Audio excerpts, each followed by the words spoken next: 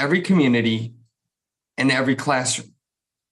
So it is an honor for me on this third anniversary to celebrate this with PPDCI under the direction of Ms. Hanneke Field, and I welcome you to this official event.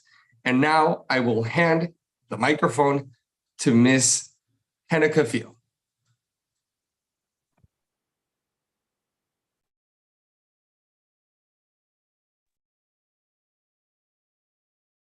Thank you very much, Dr. Juan, for this wonderful start of the conference. And I'm really happy and glad to be associated with PPDCI and ICLT on the whole. Well, ladies and gentlemen, for me, it's really an honor and a privilege to welcome you all at this platform where we are hosting a conference. And it's, the plan was pretty long ago made.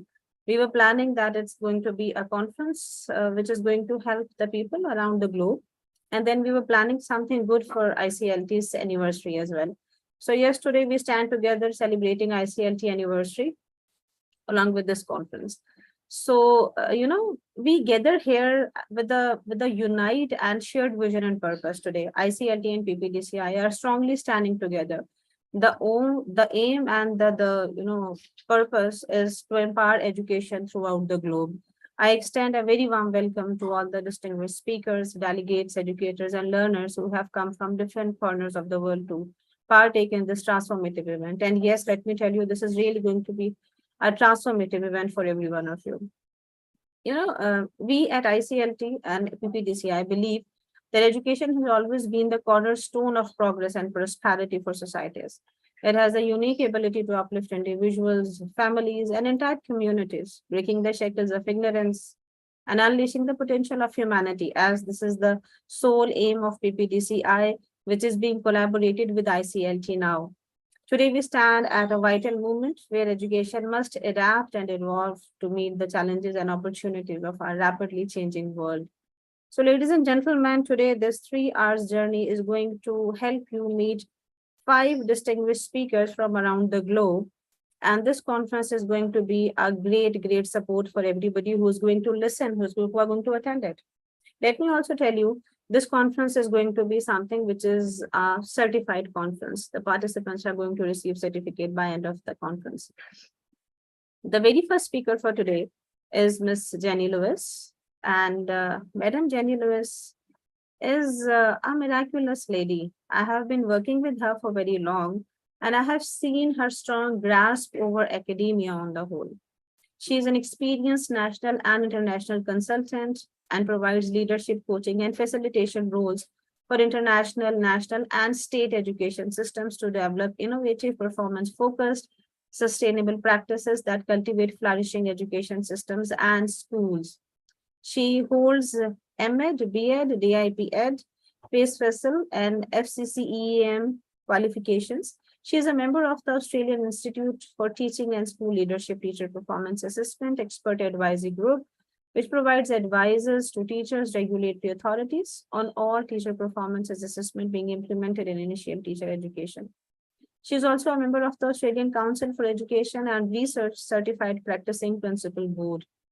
I'm really honored to have her with us. She is currently co-designing the global leadership capabilities for the Worldwide Innovation Education Summit and recently completed the draft design of the Commonwealth School Leadership Capability Framework and Leader Maps that provides a leadership continuum for teachers to middle to principal and system leaders. She's completing her PhD and reviewing high-impact international principal preparation, certification, and registration programs. Madam Jenny Lewis, I am truly honored and humbled to have you with us today once again. Over to you now, and the stage belongs to you. Thank you very much, Hina. I need for somebody to stop sharing the screen so I can share mine. And that, so I might turn that person off. Would that be right to do that? Yeah, that's done. You can go for sharing the screen now. Okay, so I will pop in and start to work on that with you. Let me share one more thing. She was very busy today And it's her flight right after this 30 minutes talk, and she'll directly leave for airport. So thank you very much for sparing time on our request, ma'am. My pleasure. Yes, it's just after 11 p.m. here in Sydney, so I'm delighted to be with everybody else today from many countries. So I hope that what I speak about today in terms of inclusive education is applicable to the countries online and the regions that will be represented. But hopefully it provides an overview of the sessions that we will start to discuss tonight as well. I'll probably say tonight and you will be able to say morning. So in looking at what we mean by inclusive education and what that means in ensuring quality education for all, I thought I would pin to a definition that might be shared and known to us all. So when I will be talking about inclusive education today, it's really helps overcome the barriers that limit the presence, participation and achievement of all learners. So I'm not restricting it to formal education from the beginning of school to the end of year 10 or year 12 in your country. I'm talking about students that might be at university, in vocational education and in preschool. So for all learners. And equity and quality of education, when I'm talking about that today, is about ensuring fairness, where education of all learners is seen as being of equal importance. So no matter who you are and which classroom, whether it be outside or in, you will have equal and relevant capability in the learning that you're being immersed in, and that you will have access to the tools and the skills of others to help you learn. So when we think about this in the variety of classrooms that I'm speaking to today, that can be quite challenging because we're looking at the complexity of sometimes 30 to 100 children in a classroom or students in a classroom. And that can be quite complex in terms of differentiating for every single student, every single learner. So from a classroom teacher perspective, of whatever age group that they're addressing, to actually consider the educational experiences that will help that learner progress. But also to be thinking about that in terms of national policy is a significant area of focus I want to talk about today. We know from COVID and things that were happening before COVID that the addressing of SDG 4 was an area of complexity before COVID, during COVID, and it's still being addressed in many countries as countries attempt to catch up. In many countries in the Asia region, for example, students are still wearing masks to school, and the areas of some of our members here tonight, they're only just opening after all this time. So in Hong Kong, China, countries in Africa, they're actually just getting back to school, whereas some of us have been back at school for a good year and a half. What it is meant is that the inequities of access to quality education have been reduced even more so. And so SGD goals that were starting to be improved, we've now lost about 30 to 40% of growth, or a decade of growth in the areas that we're aiming for. So we know that we were in the areas that we were trying to achieve inclusive education and equity of access for everybody. It was slow before COVID. In some countries, it stopped completely or regressed. We know we've lost about 24 million students that are actually accessing education partially, or if not at all. And we know there are many students that we'll never see back in classrooms ever again. We know that some students will have to learn remotely for a lot longer than was anticipated. And for millions of students to actually have that option to actually access learning even remotely is still a dream. So what can we do, and what are the areas that we need to start to focus on in our schools, in our regions, in our countries, by policymakers and those that matter to students most, their teachers?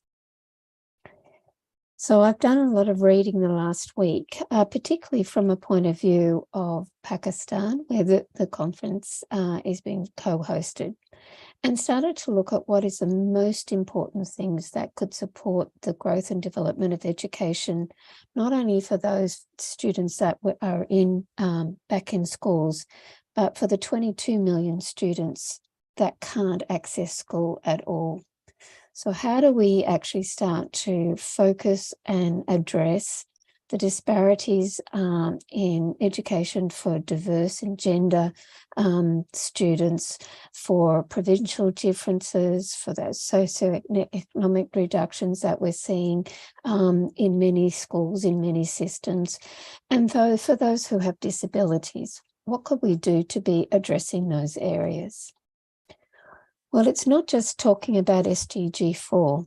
It's about talking about the components of SDG 4 and making sure that we start to target each of those areas effectively and in the wisest ways for the students that need access to education in various ways that weren't available before.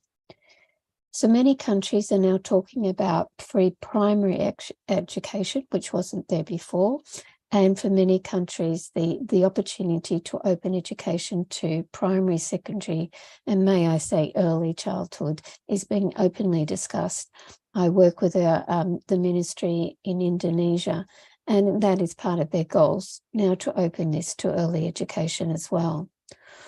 What can we start to look at in terms of TVET, and how can we look at this more wisely than we've ever done before? Because TVET was an offering for those students that actually did have disabilities or weren't able to access full education. What has been learnt during COVID, that students completing TVET subjects were accelerating in their learning, even more so than those that actually had access to school every day, and that many TVET subjects are more important than formal academic subjects that will pathway students to university. So in 5 countries that I'm now working with, the access to TVET has become an even more so a pipeline to addressing the economy within that country, as well as social principles and education principles. So an area of focus for many. But in many countries, they are also now having discussions about what are the relevant schools we need to move our economies forward, and what are the industries that are still to be known, addressed, particularly because of AI as one of the triggers we're talking about at the moment. How can we actually get smart about what students are learning in school and making sure it's learning work and not busy work, so that we not only accelerate social access, economic access, and education access? But target 4.5, how do we eliminate discrimination within our education systems and the conscious and unconscious bias that many would have, including our teachers, on access to equal education for all students? Of course, the focus on universal literacy and numeracy, but what does that look like in terms of global citizenship, inclusive and safe schools, and how do we improve access to scholarships and increase a supply of quality teachers who are able to teach not only physically in classrooms, but online and in hybrid ways as well. So many countries are talking about these 10 areas in unison in their national policy and planning. What some of you may not made the link is that the OECD Learning Compass 2030 is the vehicle of change for the SDG goals, and in particular SDG 4 and 5 in education.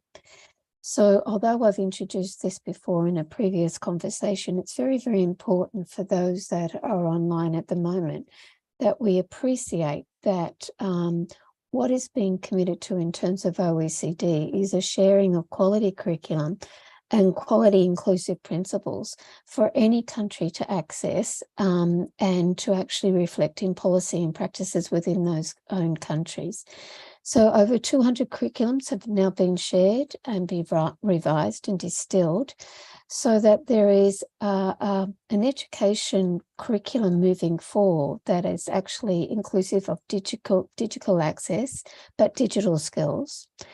That includes cross-curriculum content and competency-based curriculum, not only for students in TVET, but students coming through from early years. So they've got that skill set to build on for a different way of doing education in 10 to 12 years' time. A flexible curriculum that really supports each and every student and is differentiated for their own learning needs, and is personalised and individualised for differentiated curriculum for each and every student. So there's a real focus back on OECD learning companies. A lot of work had been done before COVID, and now it's actually had to be revisited post-COVID. And they're actually looking at the curriculums that have actually ensured acceleration of skills and access for each and every student. So they're being shared on the OECD website at the moment for those who haven't seen them, and are a good benchmark for what is happening in your own curriculum systems. In Indonesia, for example, they've now halved a lot of their curriculum that students had to learn. So they're not only learning the foundation skills well, but they're accelerating through a number of areas that they want and need to learn because they've got very strong foundation skills. So why does inclusion work? It's because it focuses on the right things at the right time for the right students, the right learners. So it's about creating that potential, that strong learning environment, which in each and every student in that classroom, whether it be virtual, hybrid, physical, outside, wherever it may be, in a farm field, it is part of the learning process of every student. So really thinking about the learning environments now that we've actually immersing children in, the students in. Inclusion addresses that negative culture and attitudes and those real strong misconceptions about people with disabilities and those that are members of minority groups. Every learner with every teacher, it has the right to strong learning design, strong learning engagement, and strong learning participation.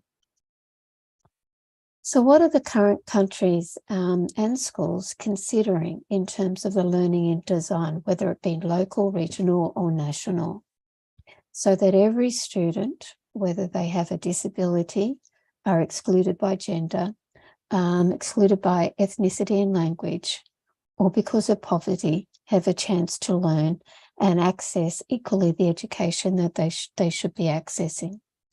It's made a real strong commitment by ministries, really strong governance to ensure this is happening and it's not lip service, strong monitoring and reporting of national and regional laws and plans and policies around these areas, so that what's committed to in statements of policy and practice at a national level are actually interpreted well and personalised for local and schools. So some of the areas that have been addressed and policy concerns include access to learning. So what are the devices that students will need to access the same amount of learning as their peers? What does the content look like? So it's accessible and known and not foreign. And what is the access in terms of Ethernet connections, power, and wide and wireless? We found during COVID that was the most exclusive part of the education system, that whole areas, whole regions were not able to access online learning. And so there's a huge commitment in many countries to that at the moment. So whether the students are actually having to work in a rice field and get online during breaks, whether the students are able to sit in a classroom, or if they're in a hospital, or if they're in the middle of a war, or if they're in refugee camps, that they have some access to the education that they have the right to. The other thing that governments are looking at is the opportunity to learn in new and different ways, whether it's organised or reorganised in terms of learning time. Many children from an early age have now had to go and work to make sure there's money in the home to feed the students. So feed the children in the home. So they've started to look at ways of doing learning at night, learning at lunchtimes, learning in different ways, setting up a learning design where children can access it and design their learning time to suit whatever they are actually doing. So big thinking around that at the moment. The quality of learning. It's not now we haven't got time for students to be focused on busy work. Every single moment that the student has access with peers and teachers, mentors, coaches, must be directed learning time. So looking at ways that the learning, the curriculum, the lessons are motivating and keeping the students on track, making sure anxiety is reduced as much as possible around assessment times. Many countries are now looking at that whole routine of examinations and looking at other ways that collection of data around knowing that the students have actually learnt this to reduce anxiety. And for many students, it has meant over the last 3 to 4 years that they could not travel to or sit in exams. So many countries are now thinking about that accessibility and the shrinking of the curriculum coverage that I've been talking to. In a number of African and Asian countries, the curriculum is now half what it was pre-COVID, as they've looked at what the priority learning is and what was designed into curriculums for historical purposes more so than current pedagogical time. And student wellbeing. During COVID, we know that many teachers did not know the home circumstances of the students they were teaching online. And of course, many teachers didn't know where the students were as a result of COVID. They've gone missing, not in the homes that used to be there, or the things that you would know about in your countries. So considering different safe places to live and learn, and thinking of the social functions of school just as much as the learning functions.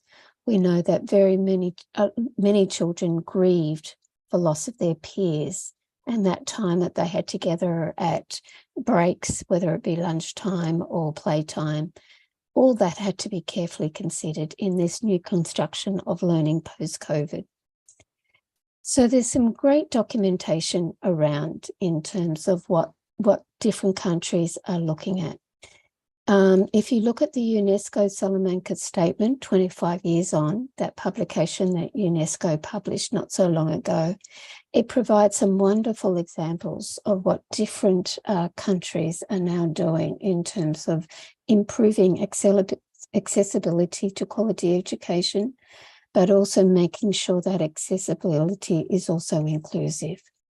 So in Laos, they've looked at ways to reach those hard-to-reach children, the children that have had to go home to farms. And because many adults have died from COVID, we are having, in countries such as Laos and in many countries in Africa and Asia, there are now childless families, both parents have died. So how do we get learning to those children in the most isolated of circumstances? So that's one case study that you might like to have a look at. In Kenya, they're looking at different ways of promoting inclusive education. And you can see what a Catholic system has done in Kenya to ensure that students are actually accessing learning. Different groups defined by different learning needs. They're looking at a strong differentiated model.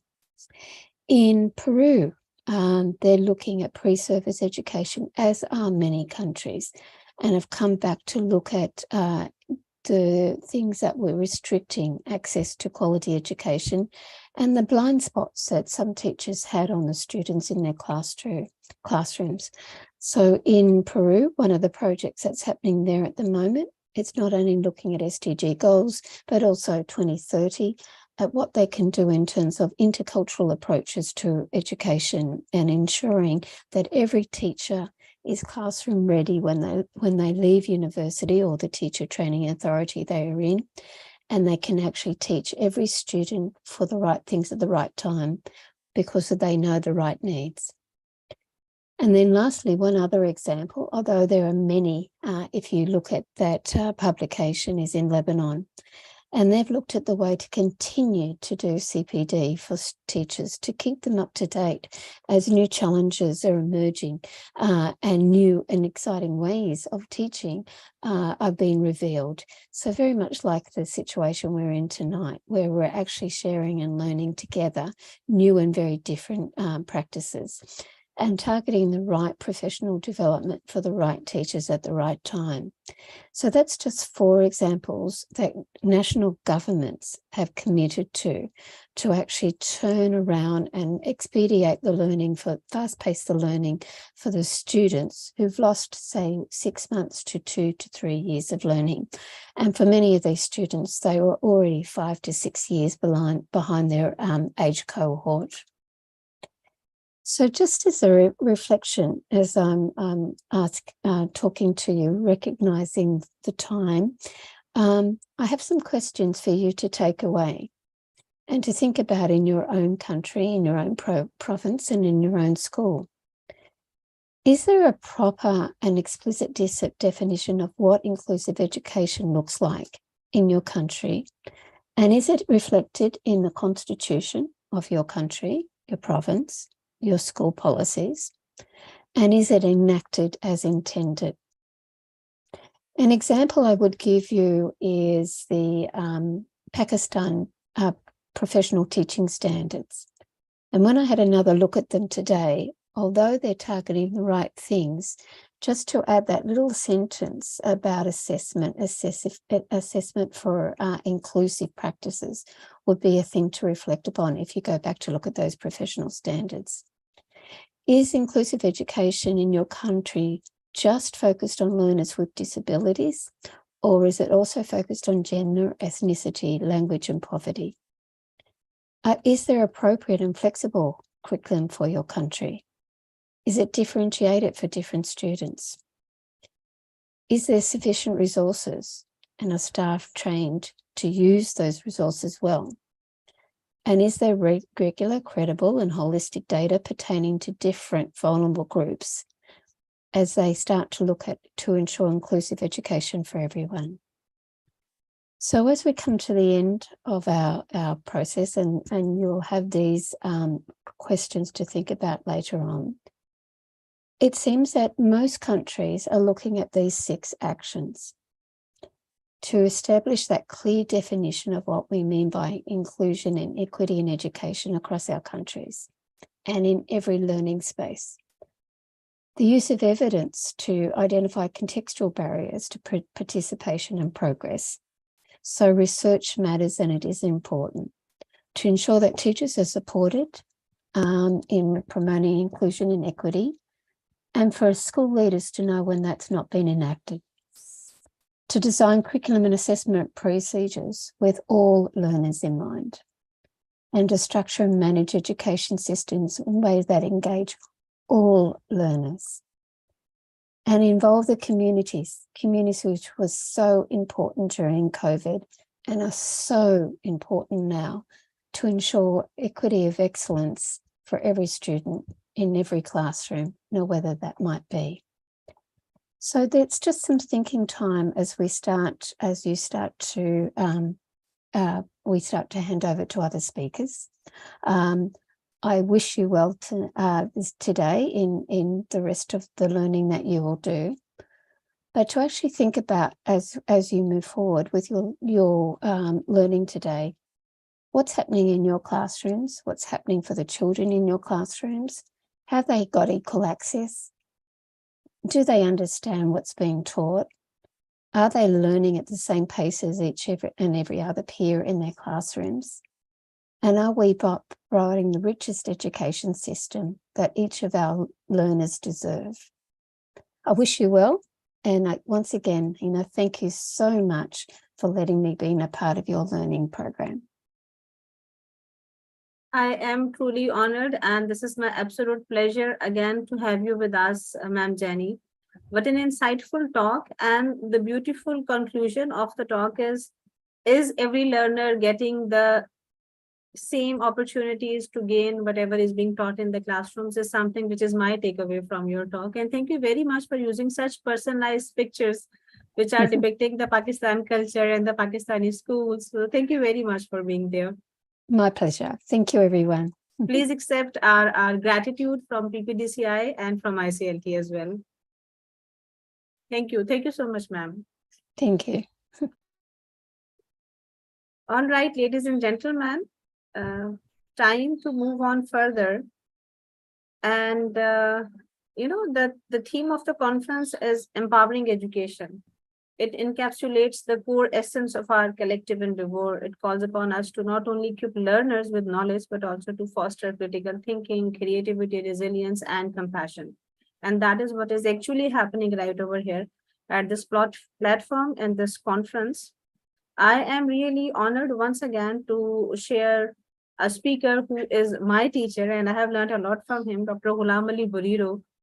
He has transformed thousands of lives. I have witnessed that at my own as a classroom teacher and a certified TESOL educator for the last 26 years. He is one of the renowned academic and motivational speakers in Asia. He is a dynamic personality and a highly sought after resource in ELT world. And Dr. Buriro's straight from the heart passion and the high spirit and the energy level motivates the audience to move beyond their ordinary limits and reach extraordinary goals. And you will witness that just in a while as soon as I hand over the mic to him.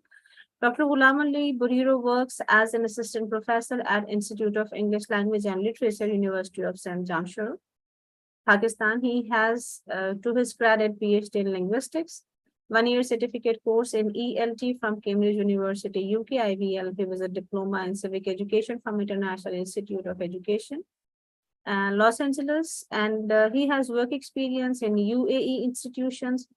63 research publications are on his credit, impressive community service track record, partial authoring and reviewing of textbooks, revision of national ELT curriculum in Pakistan, attending and presenting at a multitude of national and international virtual and on-site conferences, webinars, demonstrations, teaching festivals, 31 years teaching and 20 years research, including editorship, 10 years administrative experience. And there is a lot more, ladies and gentlemen. If I continue to read, it would require another specific hour to introduce this legend of Pakistan. Dr. Ghulam Ali Buriro, thank you so very much for joining us today. We are really honored and humbled to have you with us. Well, thank you very much. Assalamu alaikum. Good morning, good afternoon, good evening, because the time zones are now blurring and one never really knows in which part of the world, which time it really exactly is. So I offer all these salutations, and first of all, to begin with, I would like to extend my profound congratulations and compliments to Dr. Juan Carlos and yourself. You will inshallah be Dr. Hina Kafil Ahmed for this wonderful combo, because I have long been looking forward to those international linkages. And once this, I am so very glad, so very delighted on a very personal note to see that 2-3 of my favorite people in the world have joined hands and have come up with this, academic agreement, memorandum of understanding, a kind of joint ventures between International Chamber of Language Teachers from Mexico, and of course, Personal and Professional Development Center International in Pakistan. So long live Mexico, long live Pakistan, and I hope that this partnership will go a long way and might serve as an example, set an example for the rest of the world, the rest of the organization all across the globe to be these kind of academic memoranda of understanding. And next, I would also be expressing my deep gratitude to you and to my very dear, brother Juan Carlos, sir, who is heading ICLT Mexico, and taking advantage of this very moment, I would also like to offer my salutations to my very dear friend, Dr. David Parudin from Thailand, who I see in the audience. Thank you very much indeed. Thank you, Dr. Parudin, sir. It's such a great pleasure seeing you virtually. And now I would, request you to allow me kindly to move forward to my presentation and share my slides and so that I could speak on the topic without any further ado. Thank you so much. I'm going to open my slides.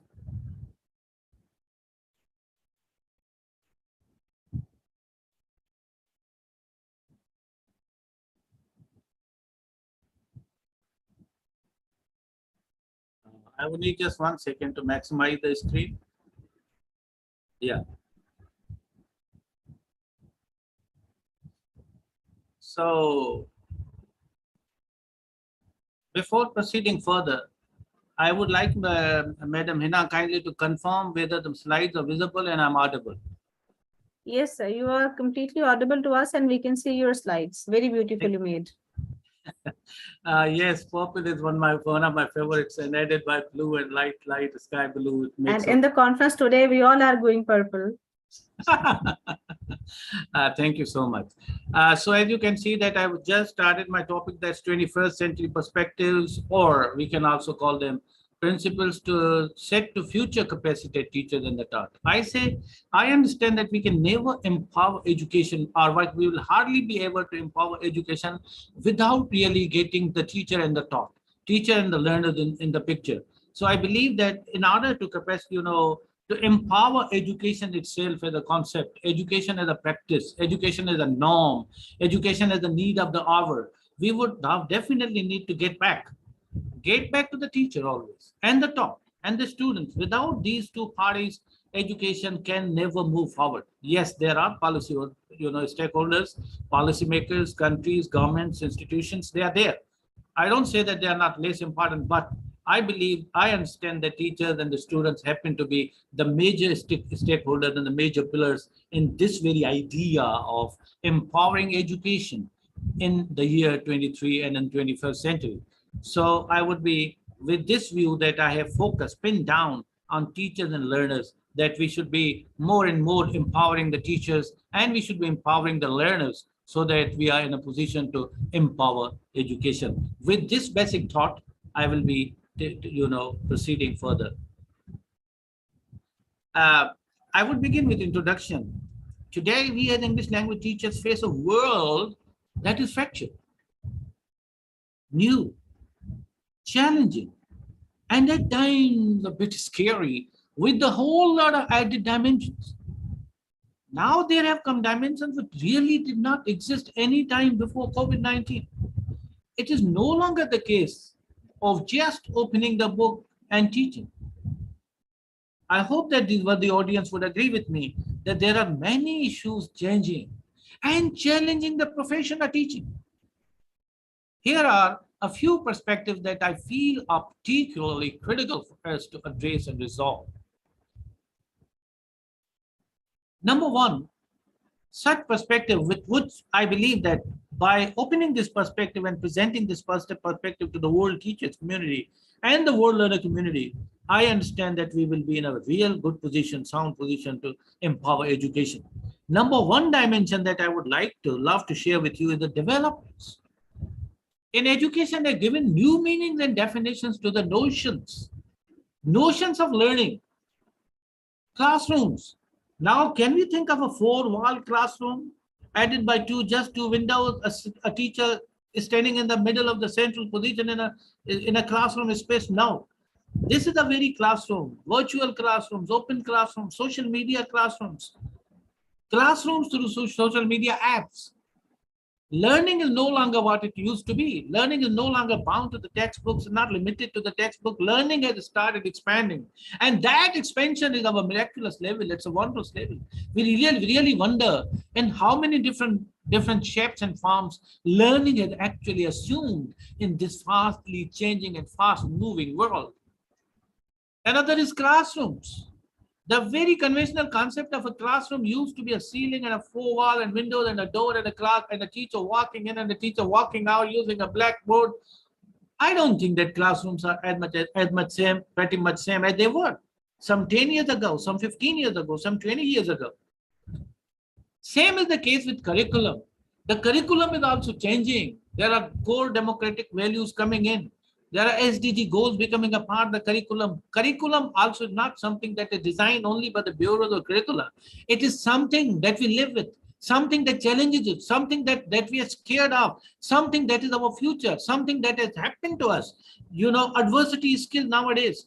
How really to sustain and forbear adversity. This is the biggest lesson ever we have received from COVID-19, because people who lost their lives just because they became hopeless. How really to sustain a hope, how really to face our fears, how really to overcome the obstacles that are brought to us in different forms of adversity.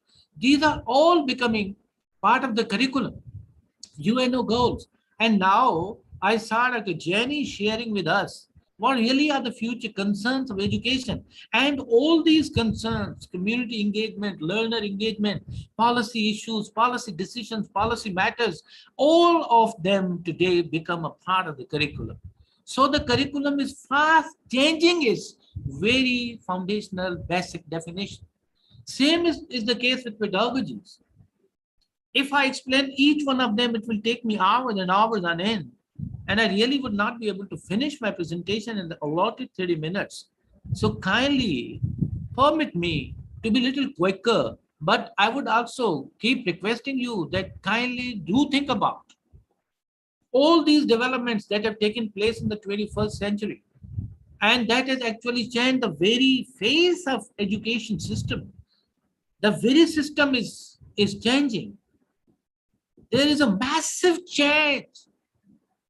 And if we are not able to adapt to that change, and we are not able to adopt those changes, we hardly will, as teachers and learners, will be able really to empower education in the ongoing year. Learners have changed. Do we think that the learners are the same as they were some 2 decades ago? They no longer are. They're faster, they're digital, they're informed, they're enlightened, they're global, they're aware of the social media tools. We teachers need to update ourselves. Why? Because I may be saying something in the front of the class, standing in the head of the class, and somebody sitting at the tail of the class might come up, might quickly Google search and use any one of the apps or websites. And he or she might come up with a challenge and say the teacher is telling us something that has happened some 20, 30 years ago. So this is what exactly makes learners. These learners are different, more aware, more self-conscious, more globalized, more internationalized, more enlightened, more sensitive, with different needs, with different concerns, with different competencies, with different set of skills. Learners are no longer the same. Overall systems are changing. We are fast shifting to the digital world, wherein hundreds and hundreds of different apps are coming in. What we need to actually acquaint ourselves with, if we don't acquaint ourselves with all these apps, we really would not be able to deliver effectively. And then raising student parent expectations. Why? Because students are expecting us to teach them the way they want to learn. They never want us to teach them the way we want to teach. There's a whole lot of difference between the way we want to teach and the way they want to learn. And we need to strike up a balance between how really we want to teach, and more so we should always be more considerate about how really learners like and expect us to teach them, what really their learning styles are, what their learning preferences are, what their learning priorities are, what their learning concerns are, what their learning, choices are. Unless we take into account and take into stock all such consideration, we would hardly be able to deliver in this new era. So there is ever-growing emphasis on holistic education as a new norm. This holistic norm has now taking roots as a new norm, unless another new norm arrives.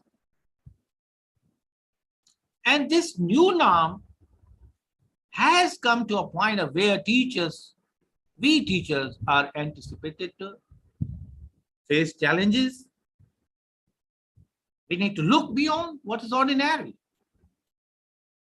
At the same time, we also need to encourage the students to expand their realms of their mind and stretch their minds to their limits. These are no longer small boxes that we tackle in mind, and we might go on pouring in some information in those minds, and we might feel in our own way self-satisfactory that we have done all that we as teachers were required to do. Not really. Not really.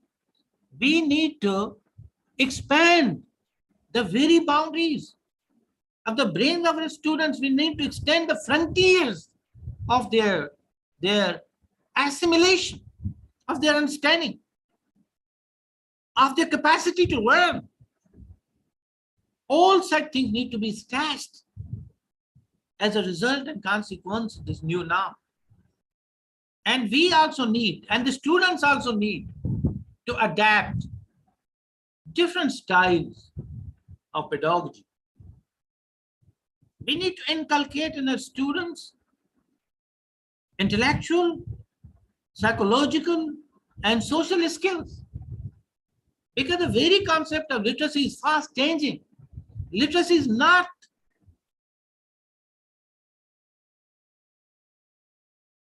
Sir, you are muted.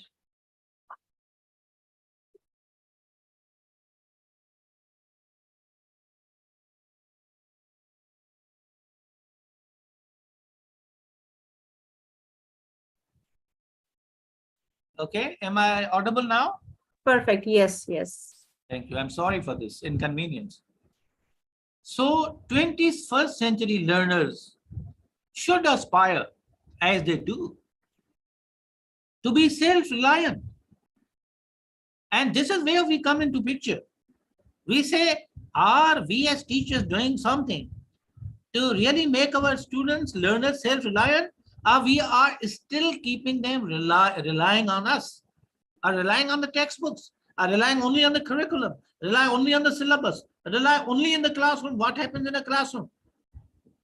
So we need to shift our mind. We need this mind change, this change of perspective, this change of lens through which we look at the overall picture. Learners in 21st century need to be self-motivated as they are. Or they want to be more self-motivated.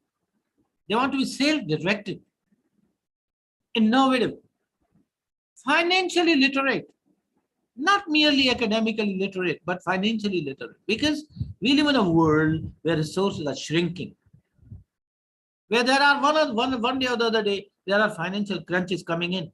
Every other institution, every other individual, every other nation, every other society is actually facing financial crunches. And we need to be financially smart and economically aware. What's happening in the world? Where are the areas where we can gain, where are the areas where we'll be losing? Now, all these senses are coming into the mind of the digital learners. And more so, they want to further learn about all these areas. And they are globally conscious. What's happening in the world on political front? What's happening in the world in economic front, in social fronts, on psychological fronts, in terms of technology? What exactly is the next happening as a result of IT revolution in the world?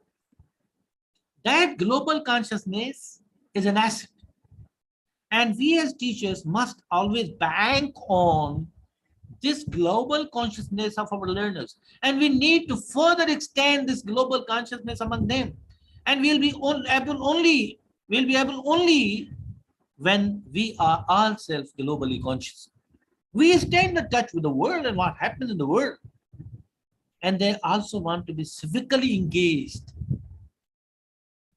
This is where I would once again cite Dr. Jenny when she said that learning, access to learning, poverty, learner engagement, commitments to all these concerns would come only when our students will be engaging, and we as teachers would also be engaging with our people.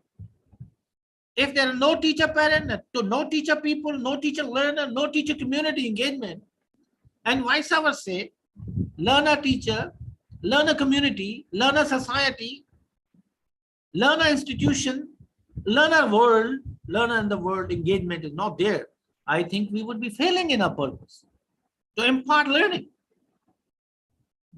And today's learners want to be problem solvers. It is for us and for the other authorities in the academic institutions where we have to give them ground, a solid ground, whereupon they come up emerge as future leaders. emerge as active parts of the problems of the world and they solve them and resolve them. And they want to be socially active.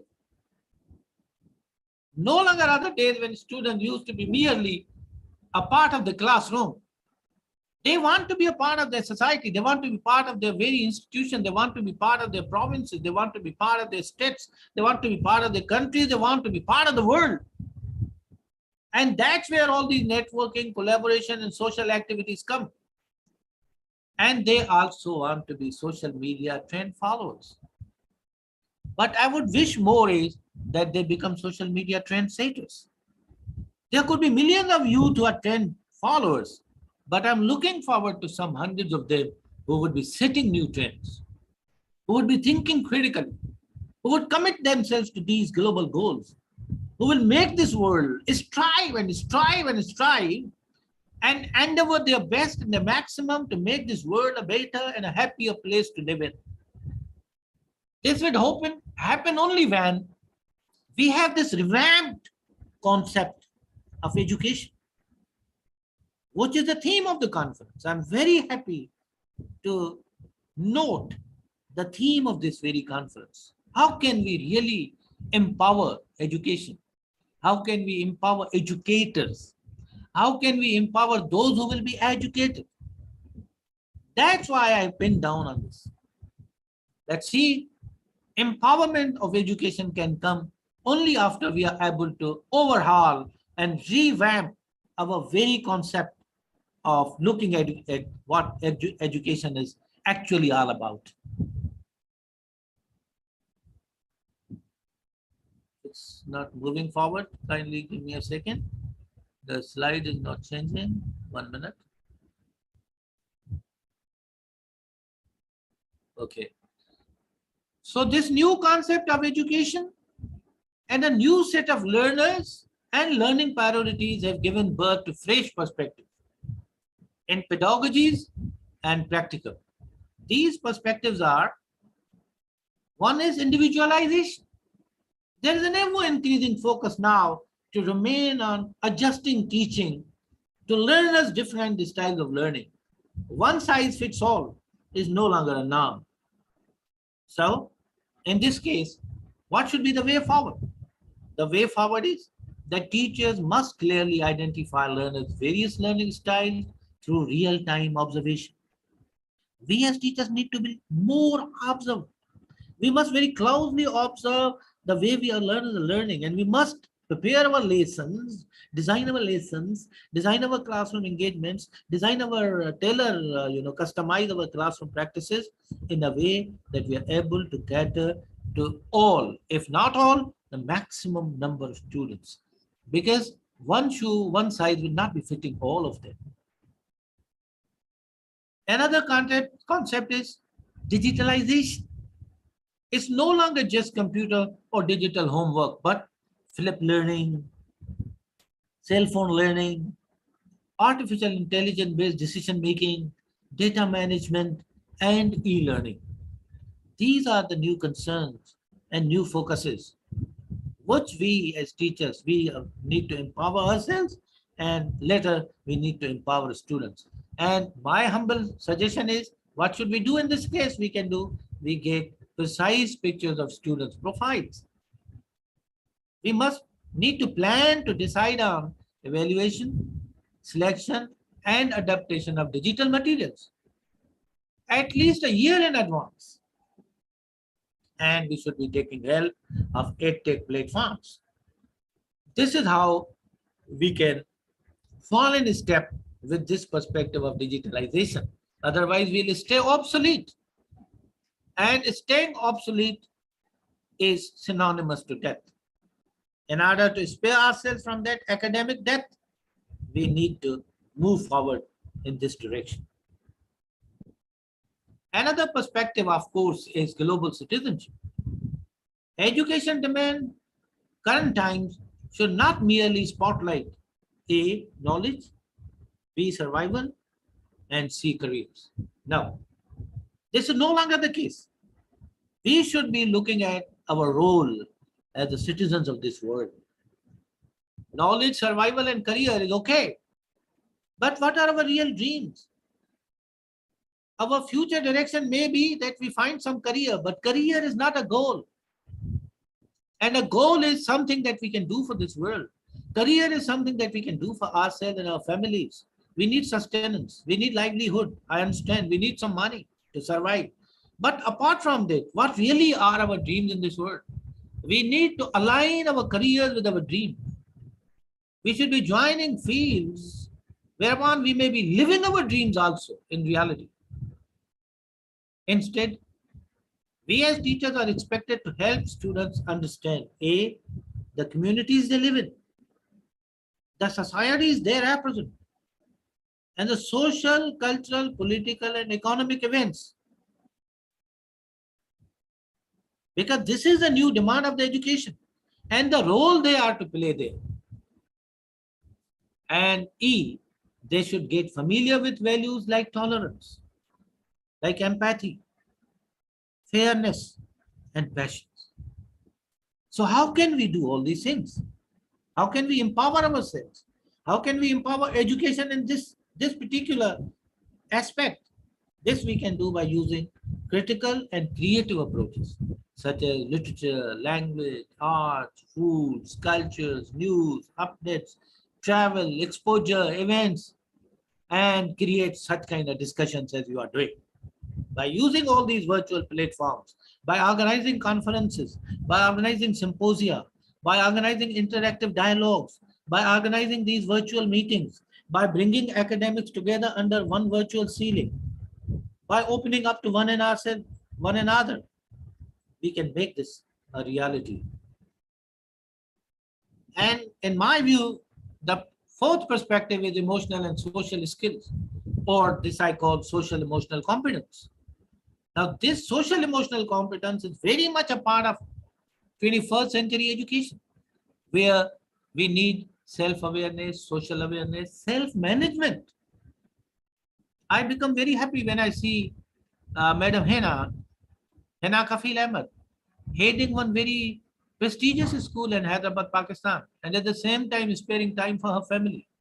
And at the same time, simultaneously sparing time for these kind of social services by founding an organization and giving it wings, collaborating, networking. Now, this is a best example of self-management. We need to more effectively manage ourselves, manage our time, manage our budget, manage our resources, manage our energy, manage our assets, manage our talent. And by doing all these things simultaneously, we will be able to be better citizens of the world. Then we need relationship skills, goal-directed behaviors, contribute to group goals, not only individual goals, and taking responsibility, guiding our actions from there and others learning. We need to be optimistic thinkers, controlling emotions and behaviors, completing tasks in challenging situations, interact in a way that shows respect for others. We should be using cooperation and tolerance in social situations, attitude that promotes and maintains positive relations. And this very interlinkage between PPDCI and ICLT is another example of how we can use relationship skills and move forward and do much better, more good. Another perspective is cultivating resistance, that is mental well-being. We always want to buy our children best clothes possible, the branded clothes, the brands, the dressing, the footwear, the headwear, every other thing. We spend so much on their appearance, the way they look, and their physical comfort. But have we ever really thought about their mental well-being, about their emotional happiness, about their emotional health? Have we ever spared time to teach them how really to manage stress so that the suicide rate may come down, so that every small minor problem should not be looking like an end of life? Have we ever, given company to youth? Do we spend time with them? We teach them how to avoid over worry, how to cope anxiety, how to live in the moment that's available to me, that moment that's available to you, the moment that's available to them. Do they capitalize on that moment? Do they feel happy? Do they have time to look at the stars in the blue sky at night? Do they have the time to rustling leaves of a tree? Do they smell a flower? Do they walk past a person and share a smile? If somebody is not giving them smile, do they have wisdom enough to give them one? Do they have a broad heart? Do they invite some gays and friends to act goofy with, no matter how big bosses we may be, how over engaged we may be, how overextended we may be, but do we have some moment to spare and to visit friends to act goofy with? Do we meditate and travel and marvel at nature and enjoy a bicycle ride and a cup of coffee somewhere at a wayside tucked away street restaurant?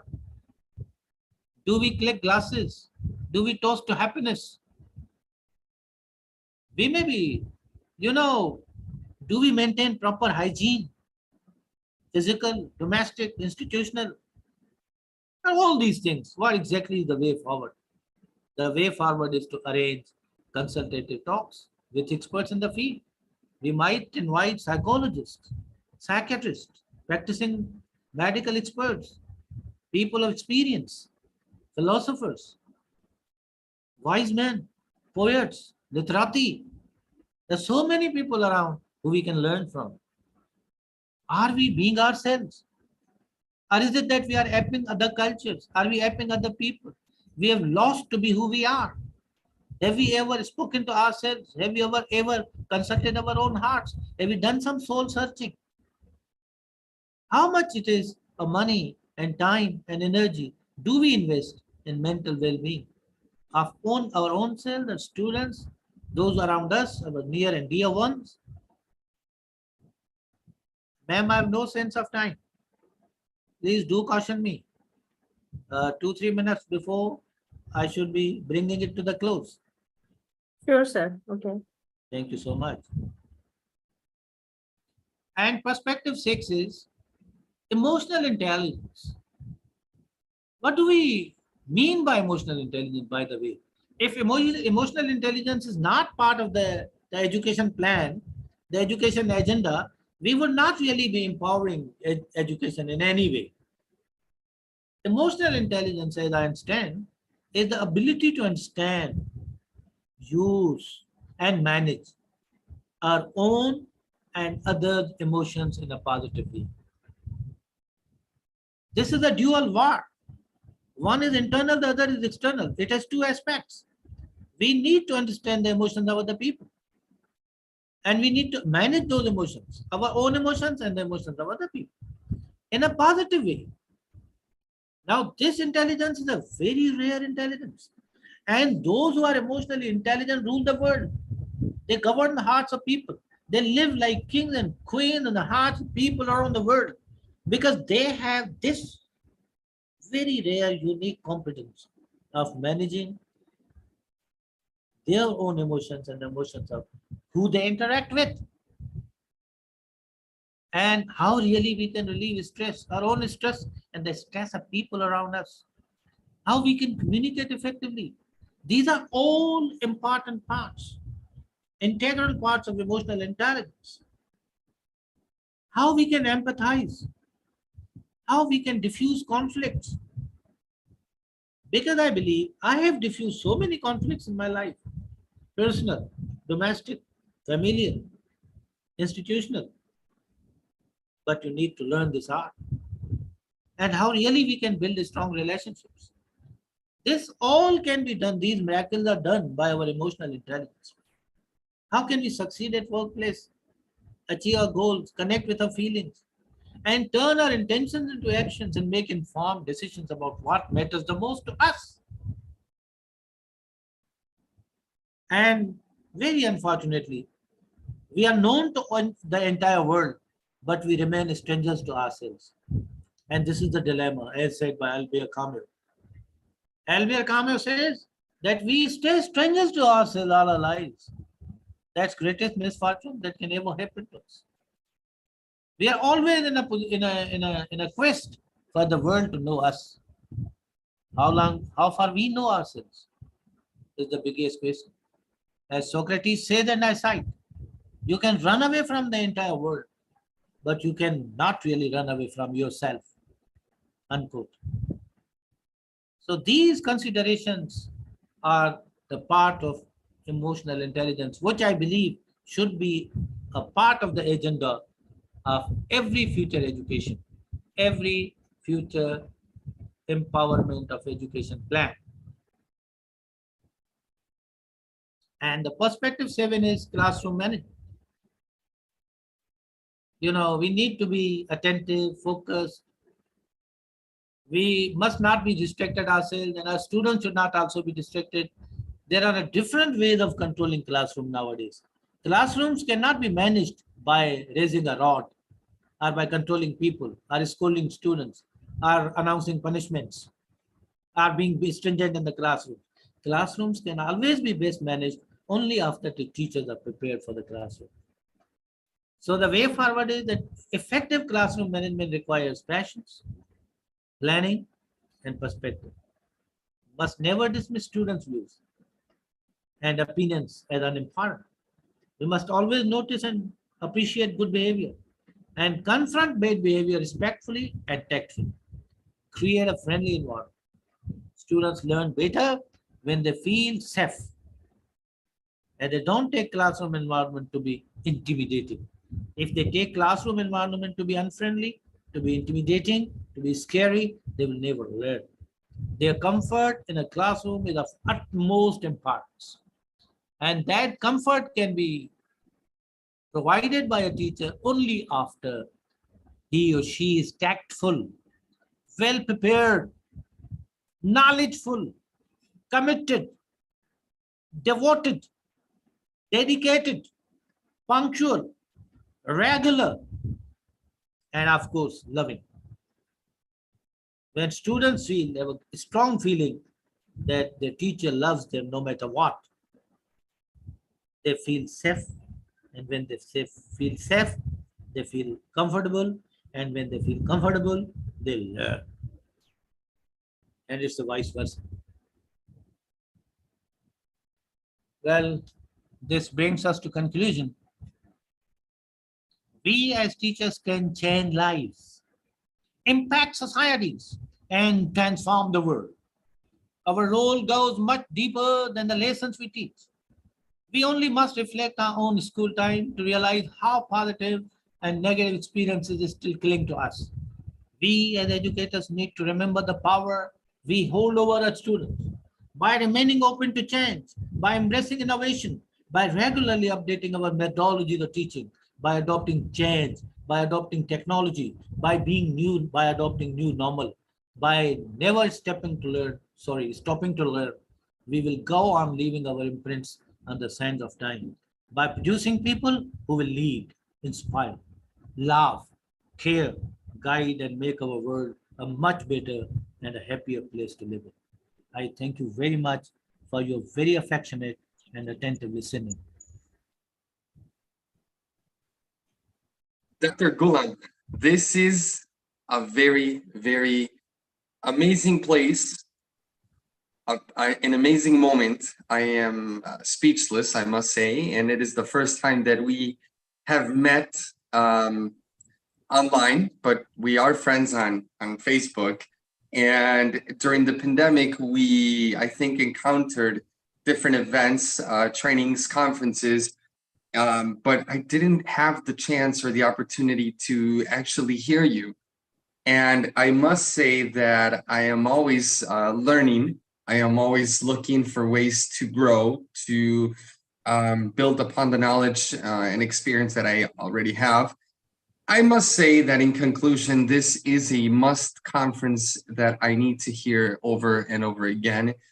And I think that you have left an imprint on myself, not only as an educator, but as a person. And I love the way you actually stress the words that you have said and shared with us, because as an educational speaker here in Mexico, I think that I have always stressed on this topic, that we need to leave an imprint on every student's life. And I understand why you talk and speak with such passion, because You said, you made a question that said, that what is going on with the world, and there are a lot of things that are going on in the world today, where I think that we're just waiting for someone to make it happen, but we're not really actually doing it ourselves.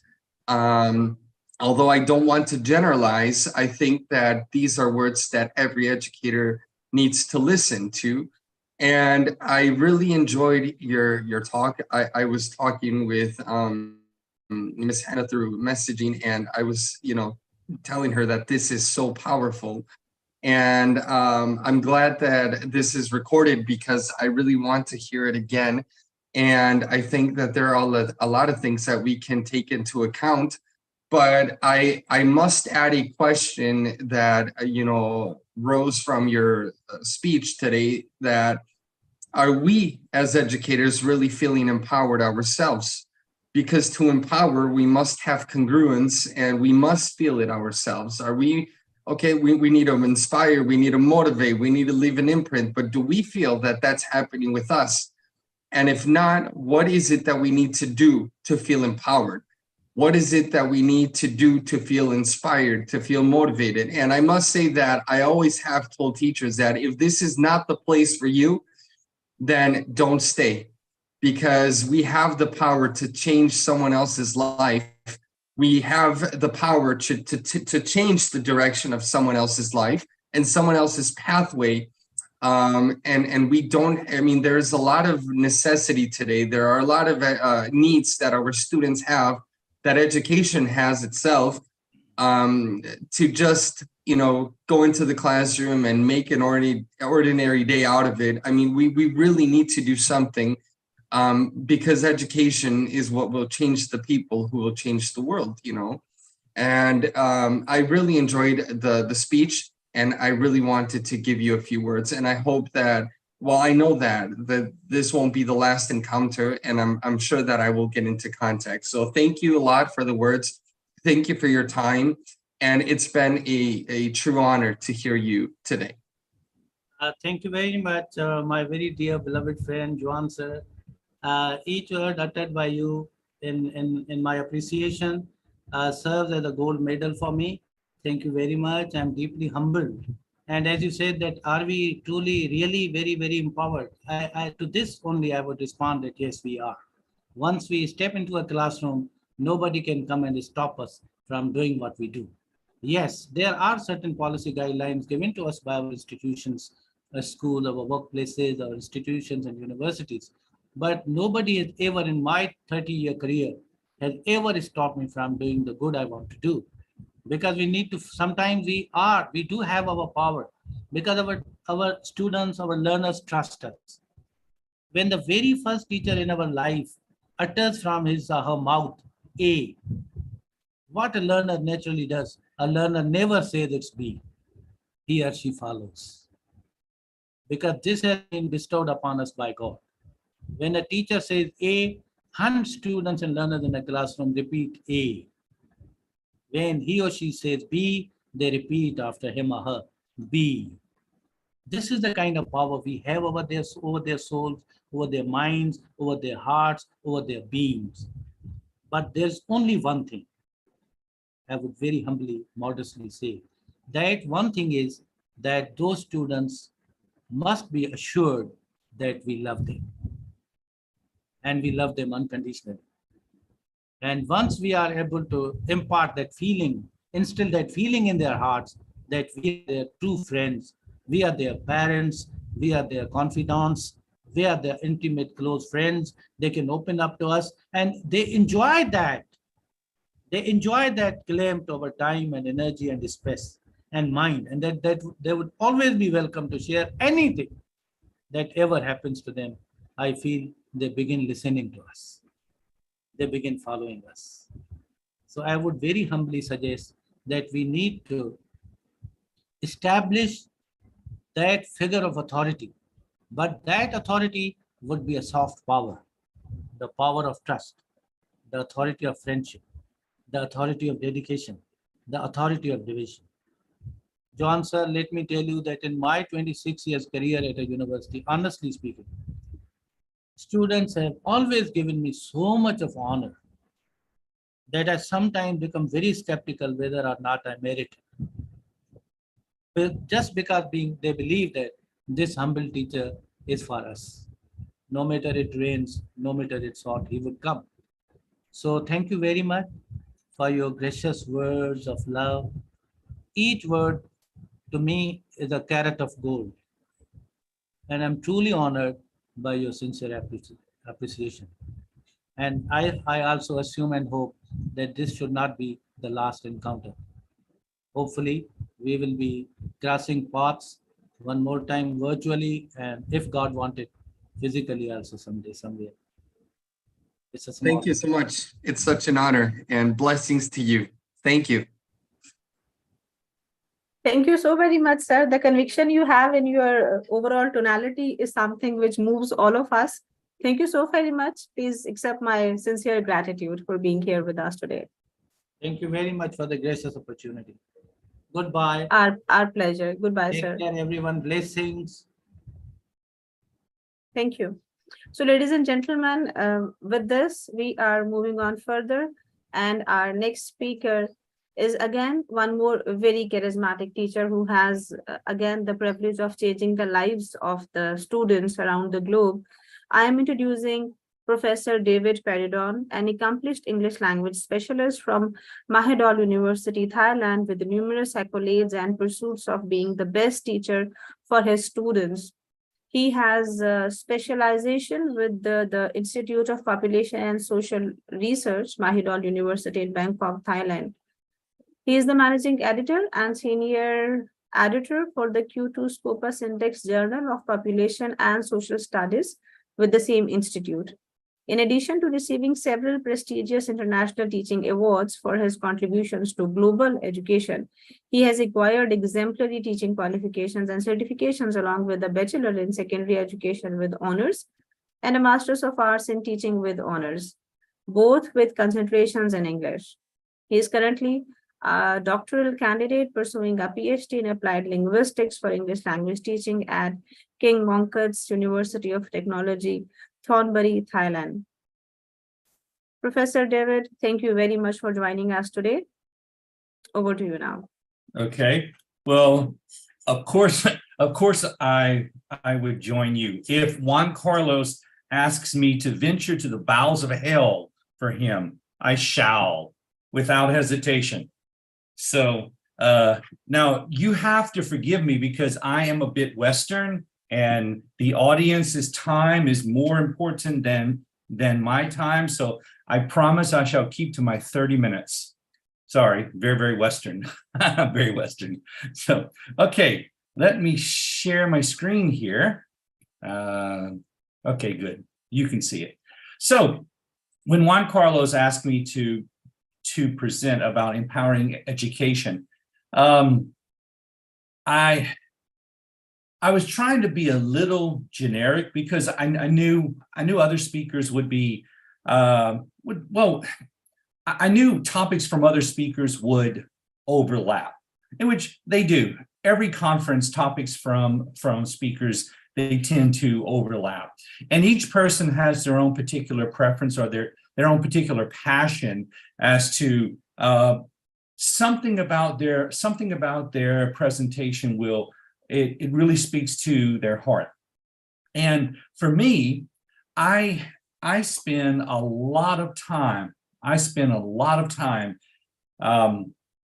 discussing the current state of education with, my goodness, education leaders from around the world, school directors, university presidents, deans, government officials.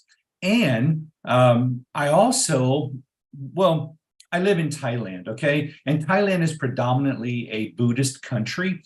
So I work with a lot of Buddhist organizations, and I equally work with a lot of the Muslim organizations. And I tried to donate my time to both Buddhist and Muslim organizations to teach students. You know, look, the current state of education needs people who can give of themselves.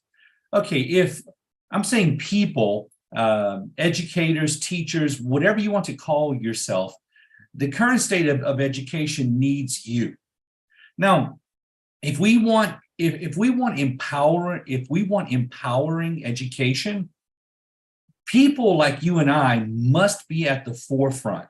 We must be the examples or the role models. Okay, jokingly, I tell my university students that when I ask who is their favorite superhero, they better say me. Because look, so many students, there is really an inequality in the access to education. For so many different reasons. We all know the research, right? So I try to make myself accessible. I travel. My goodness, I would be as factual as possible. I travel most weekends to try to reach people who are otherwise unreachable, in certain areas, or maybe they're facing economic challenges. I try to donate as much of my time as possible in Thailand and in other countries, either virtually if possible or face-to-face, preferably. So a situation arose here recently to where an organization, they were using a particular standardized test for students to enroll into their particular program. And they found that this particular standardized test was not accurately judging the students' ability for their particular program. Why? Because sometimes students are not able to participate in are not able to excel in standardized testing. Because look, education systems, they focus on teach to test, right? But sometimes standardized testing may not be the best option. And of course, lastly, outdated curriculum. Okay, I really try to be as positive as possible in my presentations. I try to be as positive as possible. So please forgive me. In Thailand and in other countries similar to Thailand, I've found that the curriculum is from World War II. Yes, the curriculum and the pedagogies are from World War II. We're talking the mid to late 40s, and they haven't changed since. So in order to overcome some of the current state of education, well, we can implement personalized learning. Of course, yeah. Individualized learning tends to really help the students. If we can personalize learning plans and identify the strengths and areas for improvement within the students or in student groups, we can help empower education, because we know the current state of education has its issues, right? Everyone, if you ask every teacher in every country, tell me about your education system. Well, which I do this. I communicate with teachers from 23 different countries regularly, by the way. And it's always the same. My education system is this. We have these problems, this and this and this. So I tell them, well, try to be a little more individualistic, because as the teacher, you do have that power. You do have that authority. The education area or the ministry tells you must accomplish these goals. Well, your students, of course. And hey, integrate technology. Oh, wow. I love technology. I have been integrating technology even more since the whole pandemic, of course, but I have been integrating technology more and more and more. But my favorite way to individualize learning, project-based learning. I love PBL. I love PBL. You know, students, I ask, what are you interested in? You tell me a problem you want to solve. I don't care what it is. Let's do it. Project-based learning. It fosters creativity, it teaches collaboration, and it helps the students to gain some sort of critical thinking or some sort of logical thinking practices. So if we want to empower education, hey, look, I'm very partial to PBL. Sorry, I'm just telling you. Now, Dr. Ghulam, love the man, love him, love him, love him. He spoke about emotional intelligence. You know, look, there has to be some socio-emotional learning. SEL programs, adding SEL programs into the curriculum helps students to understand and manage their emotions. Look, in countries where cultures are focused on face saving, where students tend to be students tend to be hypersensitive, students tend to be self-deprecating. Look, you need to incorporate some sort of SEL programs or something into the curriculum to help students learn how to deal with the real world. Because the truth is, they might not stay in their country forever, or they may have to work in international companies. And not everyone is as sensitive. So sure.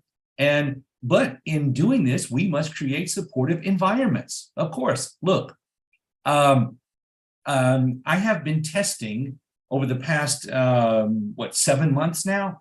I have been testing incorporating cognitive therapy in some of my English classes. You know, not to be hypercritical, but research and some of our personal research at my university, we have found that students have had challenging to say the least, language learning experiences stemming from teacher bullying, classroom bullying, some sort of social factors and cultural factors.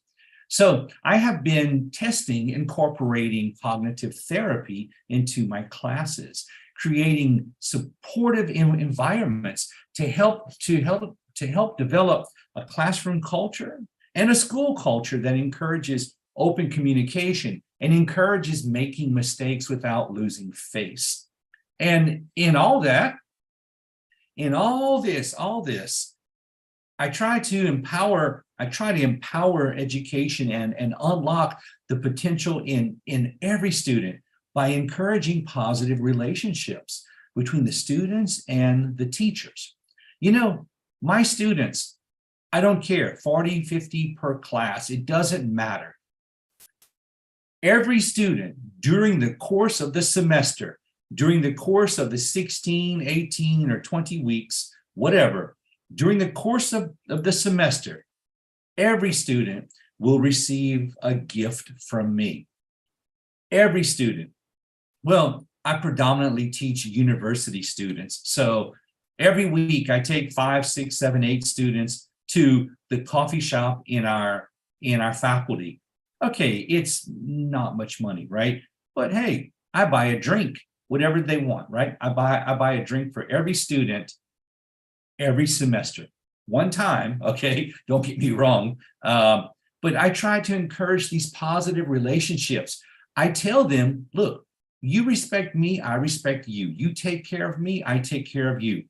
There's no teacher-student relationship. We have to be somewhat peers. Okay, now, you know, we have different jobs, but we have to be equals in learning. And it works quite well. And in inclusivity education for all. Look, I mentioned before that if we want to empower education, we need to have different education or different types of teaching or diverse learning that accommodates the needs of each group, each classroom, and each student. Hey, If you have 20 students in a classroom, okay, can you make an individualized learning program for each and every student? Probably not, okay? But you can use your knowledge of each student and interact with them differently, or create some sort of instruction that brings out the best in each student. Now, UDL, Universal Design for Learning, I like UDL. UDL works quite well, but of course, you need to embrace some sort of diversity. You have to understand that each culture, each society has its own learning needs, its own learning styles. So look, what I'm sharing with you today is not a one size fits all. Please do not say, David said we need to do this. I'm just giving you some examples of things that I am personally doing and I am personally using. 100%? Of course not. But I am trying to incorporate the things that I'm sharing with you today, and I am letting you know that these simple things I am incorporating are making a difference. Yeah. And hey, look, engaging parents and guardians, let me tell you, even at the university level, when I am at a local mall or department store or a shopping center, if I see a university student with their parents, hey, look, I will say hello. And my students, they are not embarrassed because they know I'm just being kind. But I try to engage parents into some sort of dialogue. Now, of course, I mean, don't get me wrong. At primary schools or secondary schools, junior high, high schools, whatever, of course, you would be communicating with the parents quite often because these are the more formative years of the students. Regular communication, open and frequent communication with parents. Hey, let me tell you, we know, in my job, I do a tremendous amount of research and I read. I must assess 600 manuscripts per year. Yes, I must completely assess and evaluate 600 manuscripts per year. Whew, my goodness. Why do you think I'm wearing glasses? Because I can't see. But the research says that, yes, we must have regular communication. We must have parent workshops, and we must have parent-teacher collaboration. Yes, this is in an ideal world. Sure, you do the best you can to involve the parents. But, I'm not making excuses. Again, forgive me, I am not making excuses. But people are busy, and people, parents are often too busy to raise their own children. I'm not criticizing, okay? I am not criticizing. But the truth is, parents are often too busy to raise their own children. Research shows that fathers, especially, fathers are often either non-existent or are very slightly existent in the lives of their children. And very, very few fathers even know where their children go to school or anything about their children's education.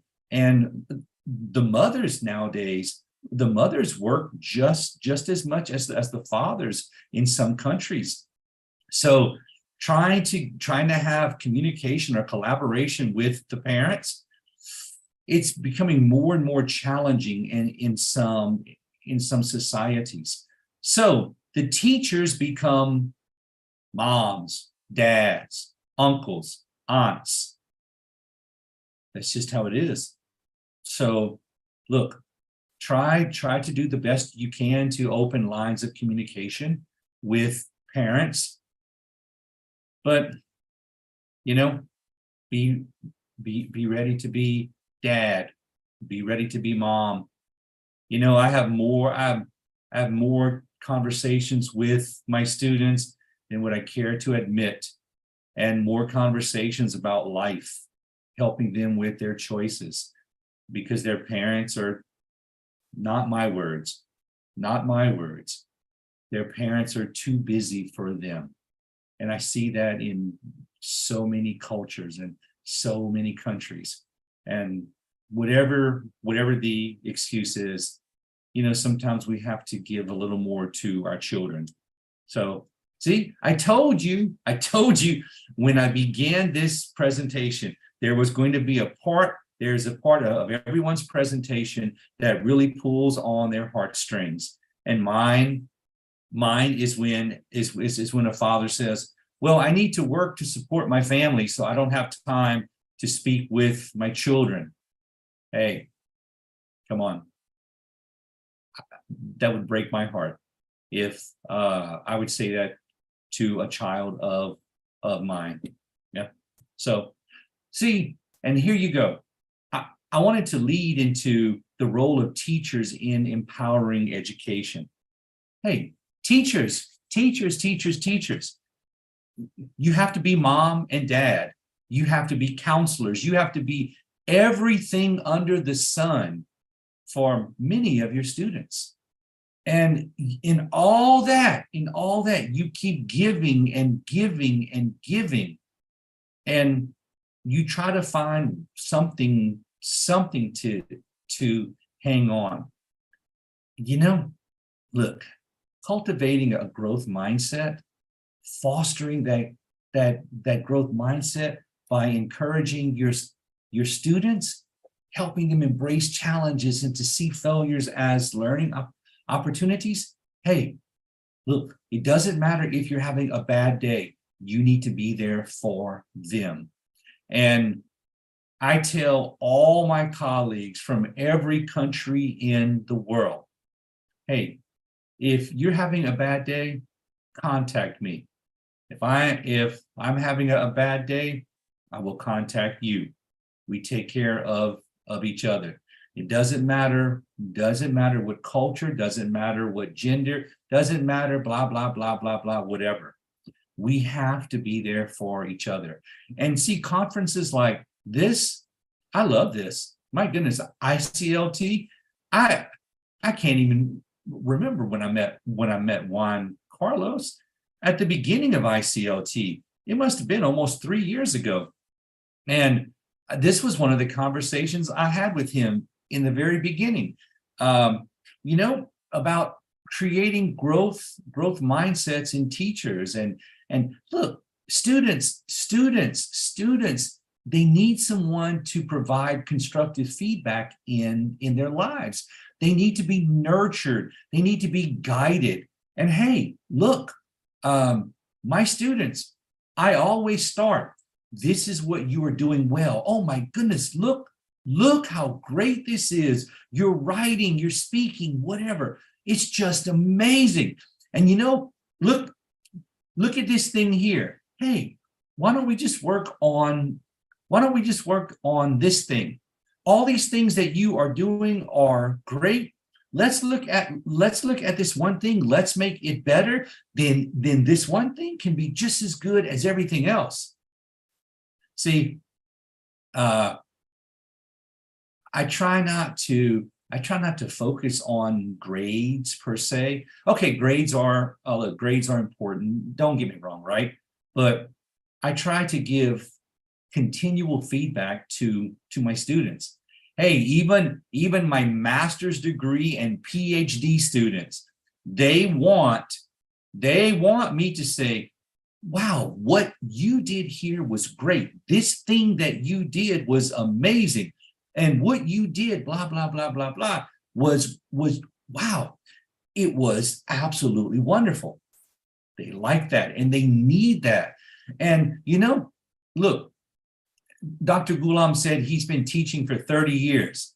I just reached, 22 years? Wait, 19. Oh no, my goodness, 19.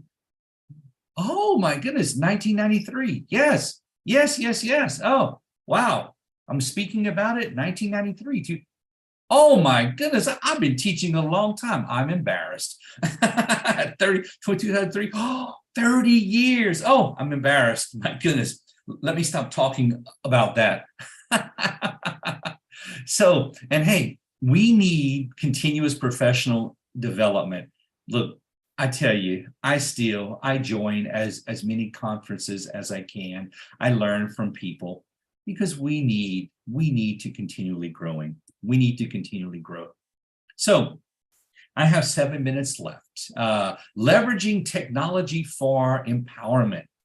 I told you, I told you, you know, even people, even teachers my age, we have to use technology. Students use technology, online learning platforms, learning management systems. Hey, I use them. They make my life a little more comfortable. and in December, right? November, December, I will be participating in a virtual reality and augmented reality conference. I have to present about using VR in education, how to create immersive experiences. So I'm working with one of the universities, one of the top universities in Thailand, who specializes in creating VR programs. And I've been working a lot with the head researcher of that department on how to incorporate VR and AR into language learning. We have great strides. We're doing great things. Hopefully we can put some of the stuff that we are doing on paper. Yep. So gamification. Hey, if you want to empower students, if you want to empower education, I don't know about you, but I love to play games. And if I can incorporate gamified elements into my lessons, it makes my lessons a little more interactive. It helps stimulate the serotonin in the students, and they have to think critically. They have to be able to succeed. Sure. Now, look, let me tell you, I'm coming to an end. I have 5 minutes left. So let me just tell you, by embracing individualized learning, nurturing emotional intelligence, promoting inclusivity, engaging parents and guardians, and leveraging technology, we can create the transformative educational experience. We can create the empowering educational experience that all of our students need. And hey, I speak with teachers all the time. I tell them, you are not the giver of knowledge. You are not the only one who has all the knowledge in the world. You are not omnipotent. You are not omniscient, and you are not all-knowing. Stop acting like it. Your students have devices in their hands or in their pockets or in their bags that gives them access to knowledge far beyond anything we even imagine when I was in school in the 1980s. I just dated myself. Yes, I was in high school in the late 1980s. Okay, don't laugh. I'm an old man. Look at my gray hair. Yeah. But my goodness, even then, teachers were learning that nurturing curious minds and empowering students, that makes students confident and compassionate and competent, because the world is changing and we no longer have clearly defined borders. Our borders are not, they're not Thailand, they're not Pakistan. They are the world. And if you think I'm joking, look at the participants right here. How many countries can you count? My goodness, 35 countries or so? That's because our borders are not well defined anymore. And we need to create our students to be able to survive in this borderless world. So in closing, I just want to tell you that the importance of empowering education to unlock the potential in every student is just, it's something that we as teachers must continually keep in our minds. So here you go. If you want to communicate, if you have some words of wisdom for me, I would love to hear you. And just one last sentence. I want to thank you. I really want to thank you, the participants, because you are important to me and you are important to us. And we educators, we must strive to create a brighter future for our students. And we must unlock their boundless potential through empowering education. Do not limit your students to what you imagine. Let them imagine the world as they want to see it.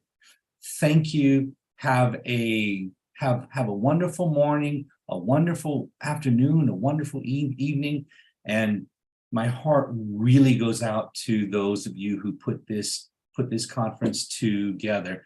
I appreciate you, I honor you, and I'm glad to be a part.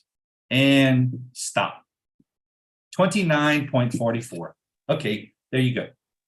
I'm finished. A brother from another mother. Only you and I know this, right? Hey. And I am glad to hear you again. It's always a pleasure. You know, I know David since about 3 years ago, and I know that he was someone that I was presented to by Ruben in Peru.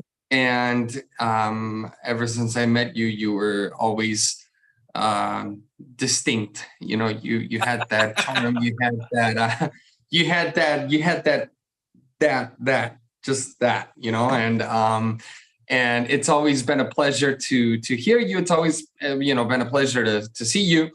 David was just named honorary professor, so congratulations on that, and I can see why. And I think that when you receive a recognition or something, you know, it's not because you're American living in Thailand, but it's because you are doing great stuff, great things in the world, and your contributions have gone a long way.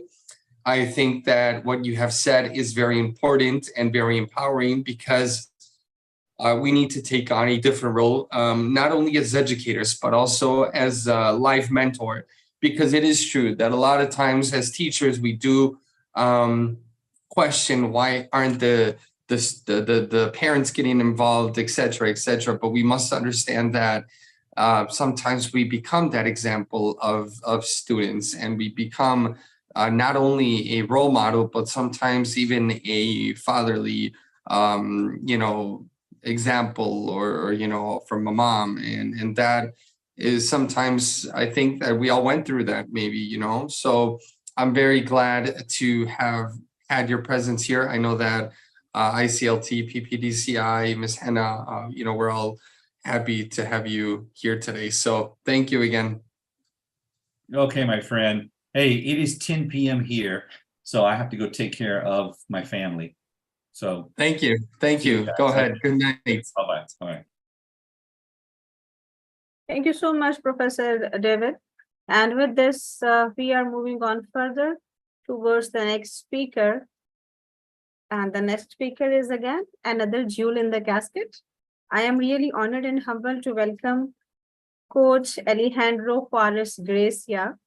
He is a teacher within 25 years of experience, and nowadays he is the owner and principal of Powers Mexico, a consultant business for workforce training and the speaking coaching community, a certification center, and he began his career working for Quick Learning Institute as a teacher and also as a quality control teacher, mentoring teachers to improve their English classes in Mexico City in 1996.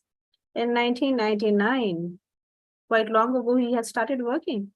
So he was invited to the academic coordinator for Dr. Carlos, Human Health Sciences College, campus historian, And now he is certified by Cambridge TKT Band 4. He is certified as professional material designer, teacher's trainer, and creator of Learning Movements, an online learning website by Cambridge. He is certified as emotional educator along 10 more certifications by Red Conocer, Mexico.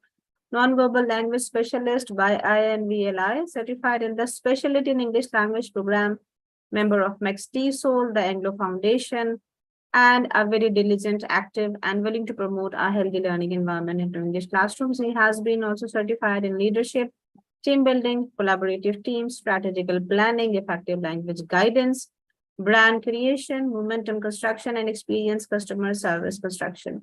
Thank you so very much, Coach Alejandro Juarez Gracia, for joining us today. The stage belongs to you now. Over to you. Thank you. Thank you very much for the presentation. I do really very much appreciate the invitation we got today to present, to share more further the topic for today. So not to go any more of it. So let's get it on. Let me share presentation here with you. Let me share my slides.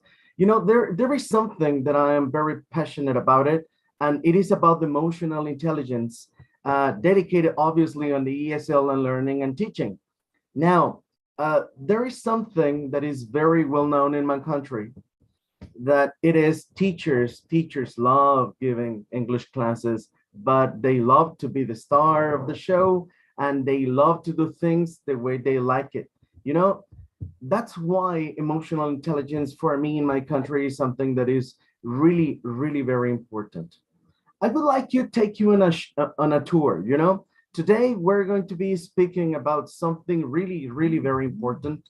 And obviously, this tour begins with, you know, like the star of a show. The star of a show, it's our brain. Now, when we speak about learning things, we obviously need to concentrate on our brain. And this process brain has to acquire knowledge, any kind of a knowledge. So let me introduce you to this part. The first stop we're going to be making, it is about the prefrontal cortex. You know, prefrontal cortex, obviously, it has so many functions. It participates and it is involved into different processes, but there is one that calls my attention really strongly. Prefrontal cortex is the one that looks at something and says, you know, that's attractive, that's calling my attention, that's catching me. But prefrontal cortex has no filter. So everything it says, everything goes in. So the second stop we're going to make, it is with something that I really, really love. Many years ago, when I discovered it, I started learning from it and investigating from it, because the accumbens nucleum, it's so very much important when we are speaking about this process in which the brain acquires information. Now, the accumbens nucleum, our second stop in this tour in our brain, this is the one that says, you know, I like it. This experience is very nice. This teacher is very creative, and it is the one that totally says, you know, yes, I liked it. No, I don't like it. It's boring. It's dull. Really, again, this topic again, teacher? I have gone through this so many times in my life. So the accumbens nucleum, it is the one, it is the responsible of tagging the positive or negative experience we are going through. That's why when I talk to teachers, when I give capacitation to teachers, I always invite them to promote accumbens nucleum. I always tell them, take them to this tour in which something is attractive, calls their attention, but much more likely, take them to this place in which they say, wow, I liked it. I feel comfortable with it. This is taking us to the third stop. The third stop here in our brain, it is the one for the amygdala.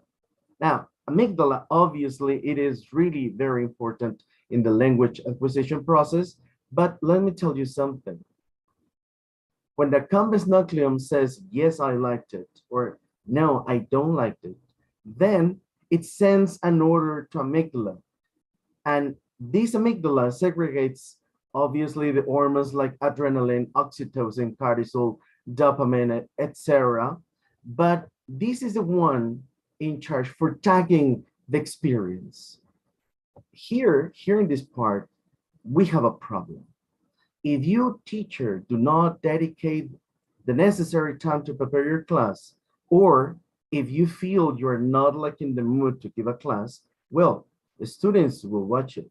The prefrontal cortex is going to receive the information. Obviously, the cumbens nucleum is going to say, it's not like really catchy. In that moment, amygdala is going to tag that experience with a hormone. And you know what? The fourth stop will take us to the ventral tegmental area, the VTA, which records the experience. And when it goes through a similar experience, says, okay, it's not necessary for you to give me something. I already have something similar, so I know how I'm gonna feel. This is why students, if they are not surprised, if they are not challenged, they will feel classes, rather different teachers, rather different subjects, they will feel it not challenging, because the VTA is going to remind them that experience was not so good, or yes, it was really, really very good. Now, this process, this show, it is all about emotional intelligence. Why we said this? Now, in emotional intelligence, there are 4 stages I would really like to go through. The first one, it is about emotions and moods. Now, first of all, I would like to say emotions are not negative, they're not positive. They are just emotions. It is a way in which our body, our brain, expresses how it deals with situations. Now, there is a problem about moods. When you have a student and the student feels bored about something, there's nothing wrong about it. You teachers can change it with a very nice activity, using different tone of voice, or simply activating them. But the problem is, when this emotion gets into a mood, well, it's gonna get constant. If it goes 5 minutes long enough, you will lose attention for whole the class. So that's why when we speak about emotions, I like to say, teachers, we need to be those who trigger emotions in the students. We need to prepare. So we identified the second stage. The second one might be the inner and the outer dialogue. Obviously, students and we teachers have an inner dialogue about the process we're getting into. And here I like to dedicate much more time about teachers. When we teachers are given a class, obviously we're running an inner dialogue which says, I'm tired, I'm very happy, or I'm sad, I'm hungry. But this dialogue should not be interfering into the process learners are going through. Now, the thing is, sometimes we do not connect the inner dialogue with the outer dialogue. Problem is, when we get to the third point, time regulation. In emotional intelligence, we'd like to say that time is everything.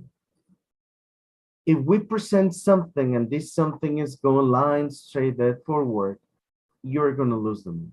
The students are not going to be paying attention long enough for you to explain the things they have to do, or how to save the class on it. That's why time regulation is very important. Now, when we say time, obviously we refer to the tempo, like in music. In music, we had some ups and downs. Obviously, classes need to have this rhythm in which they are learning, and students need to feel it, they need to live it. That's why when we consider emotions, the inner and outer dialogue, we regulate the time. The consequence is going to be the students are going to be seeing things the way we want them to see it. We're strongly speaking about the learning process. But when we speak about emotional intelligence, these 4 processes, are not just exactly the same when we are in a class. For example, when we say about classes, we say, and I should recommend, like, keep calm, you know? We teachers need to keep calm the whole time. Learners are there to acquire knowledge, yeah, but much more importantly, they're there to practice and project and share their knowledge. That's why teachers keep calm. If they are not understanding or you feel they are not catching you, keep calm, relax, give them rhythm, try to explain again differently. There is something very important here. We say that it is very important to connect to the student. The students, teachers, students, they need to be connecting, but communicating is not connecting. Sometimes we get into that mistake. We express very nicely instructions to students, and we think we are connecting, but not really. When you communicate, probably you are not taking in care the emotions, perception, or the mood of a student. So in that case, we teachers need to connect in the sense of understanding our student. You need to understand, like my partner said before me, we need to understand their background, their emotions. We need to really watch them, how they're doing. If they're sad, if they're happy, if they are lethargic, you need to understand what they're going through in the sense that you can connect, but really, really connect. Now, in the third stage, we say that timing is everything. Why we say that? You know, I totally hate, I need to say this out of my heart, but I totally hate eternal explanations. I suffer from this when I was in school, and there are some teachers which give, you know, eternal explanations, and they are not awesome. Teachers, we need to understand a nice, clear, controlled explanation is everything. We need to create dialogue. Remember, we need to connect. We need to keep calm. Probably we are very happy sharing information with the students, with the learners, but we're extending and we're elongating time more than the necessary now. Rather, in this case, I would recommend, please, shorter, clearer, everything is much better. Do not waste your time speaking and speaking and speaking and going on, because that is going to affect the fourth part of emotional intelligence in education, which is perspective. When you speak so much, when you dedicate much time on explaining a topic, we tend to go rounds. And these rounds are not getting real. You know, the classes are meant for teachers, yet to share their perspective about the thing they're teaching, about the idea they're teaching, about these thing they need to be acquiring on our students on. But really, believe me, when you have the correct perspective and you prepare your class, keeping calm, considering the aspect and background of our students, and give it a time for everything, and given the privilege for them to communicate and share their experiences, we are going to be doing something fantastic. I'd like to ask you, teachers, have you ever considered this? When you prepare your class, when you're preparing classes, and I like to say this little story about it. I met a teacher about 6 years ago. And I mean, he was total experienced teacher. He had been teaching for about 30 years and such. I mean, and he was bragging around about teaching particular topic. I was so curious about it, and I asked him, can you show how you explain this? Can you show your way? And he took material 30-year-old. He was giving the same explanation and the same classes and the same examples 30 years ago. Now, this is my first thing. Have you ever considered about intentionality? We need to be intentional. We need to be innovative. We need to be innovating. We need to have a good will. So we communicate to our students' brain. And in that case, our session, our classes, our studying groups are going to be really catch for this. Obvious when you prepare a class, I would really ask you, have you ever considered focusing your class on your not so good students? Now, I speak from my experience. I know many teachers, they prepare their class for the good students, and not so good students are left behind. You know, like in the Army says, nobody get behind with me. So please consider in your classes not so good students. Consider different explanation so you can get through this experience and everybody can understand what you're saying. Now, it is important to mention that you are an ally. Teacher, remember this. You are an ally to the student. You are there to help them learn, to acquire information and to share or communicate that information. You're not a parrot. If you are taking more than 30% of your class speaking, and you do not give a chance to your learners, to your students to share what they think, to share what they feel, to process information, then we're not doing the job correctly. Now, classes are for the students. Sessions are for the students. They are the reason we are there. We're not there, and I say this into a personal entitlement, we're not there to brag around what we all know and certifications we got and our experiences and how many students we have taught along our careers. We are there for the students. We are there to help them learn, acquire knowledge, and empower them to the future. That's the real reason we are there. Now, this is something important. When we speak about emotional intelligence, we need to remember how we feel when we learn something for the first time. And I would really ask you, teachers, how do you feel when you started learning that's something you like very much now? Now, like teachers, we need to consider something. How can you trigger brain so it wants to learn more?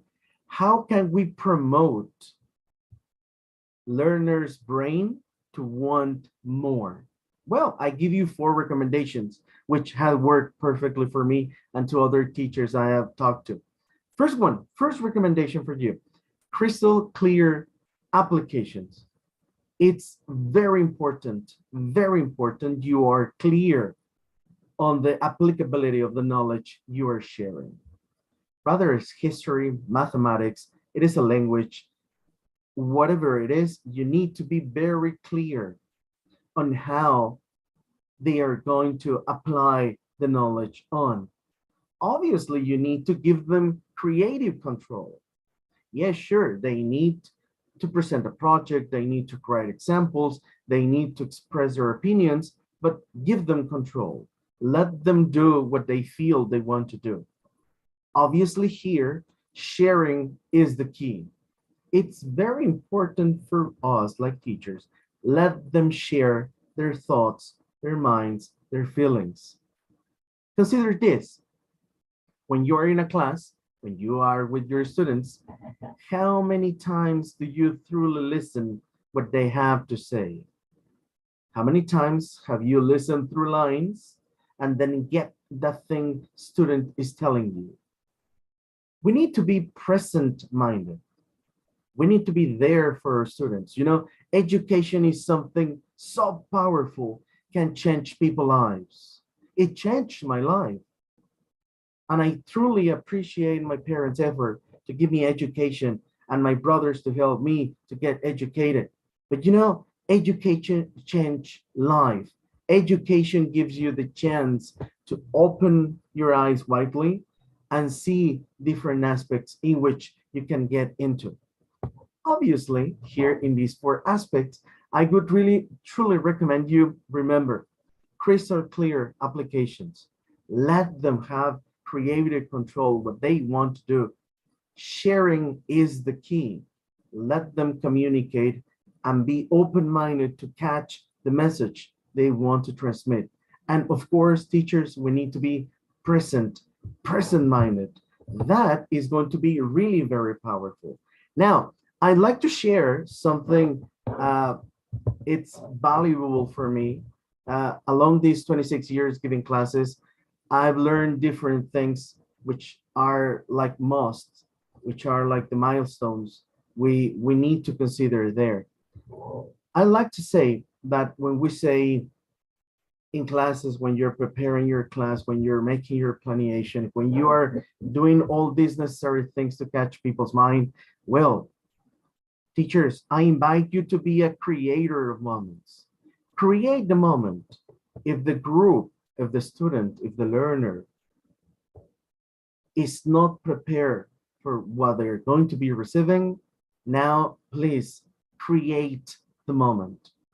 Imagine your class, imagine your session. What do you want to happen? What do you want your students to do? Obviously, in this learning teaching process, we need to create moments in which you prepare students to acquire knowledge, to share the knowledge. Prepare your mind and heart. I'm going to be truly very honest.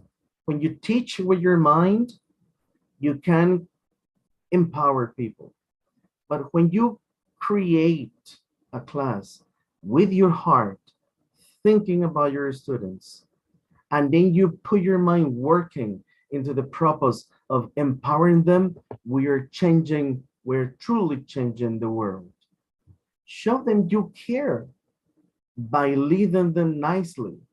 Be a good leader. I truly invite you to be a nice leader, to correct them nicely, to give it, empowering them, celebrate error every do. Even if it's 20% correct, 40% correct, 70% correct, celebrate their every effort. You don't know how much they are struggling to communicate, how much they are thriving to communicate what they want to say. The second recommendation I'd like to give you is about validating feelings, but much more importantly, you need to redirect them. Yeah, I mean, you need to get to know your audience. You need to know them. You need to know how they feel. You need to validate their emotions, but here is the key. When you validate an emotion, you need to be very careful not to power the emotion. If a student breaks, teacher, this is very difficult. This is, wow, this is very complicated.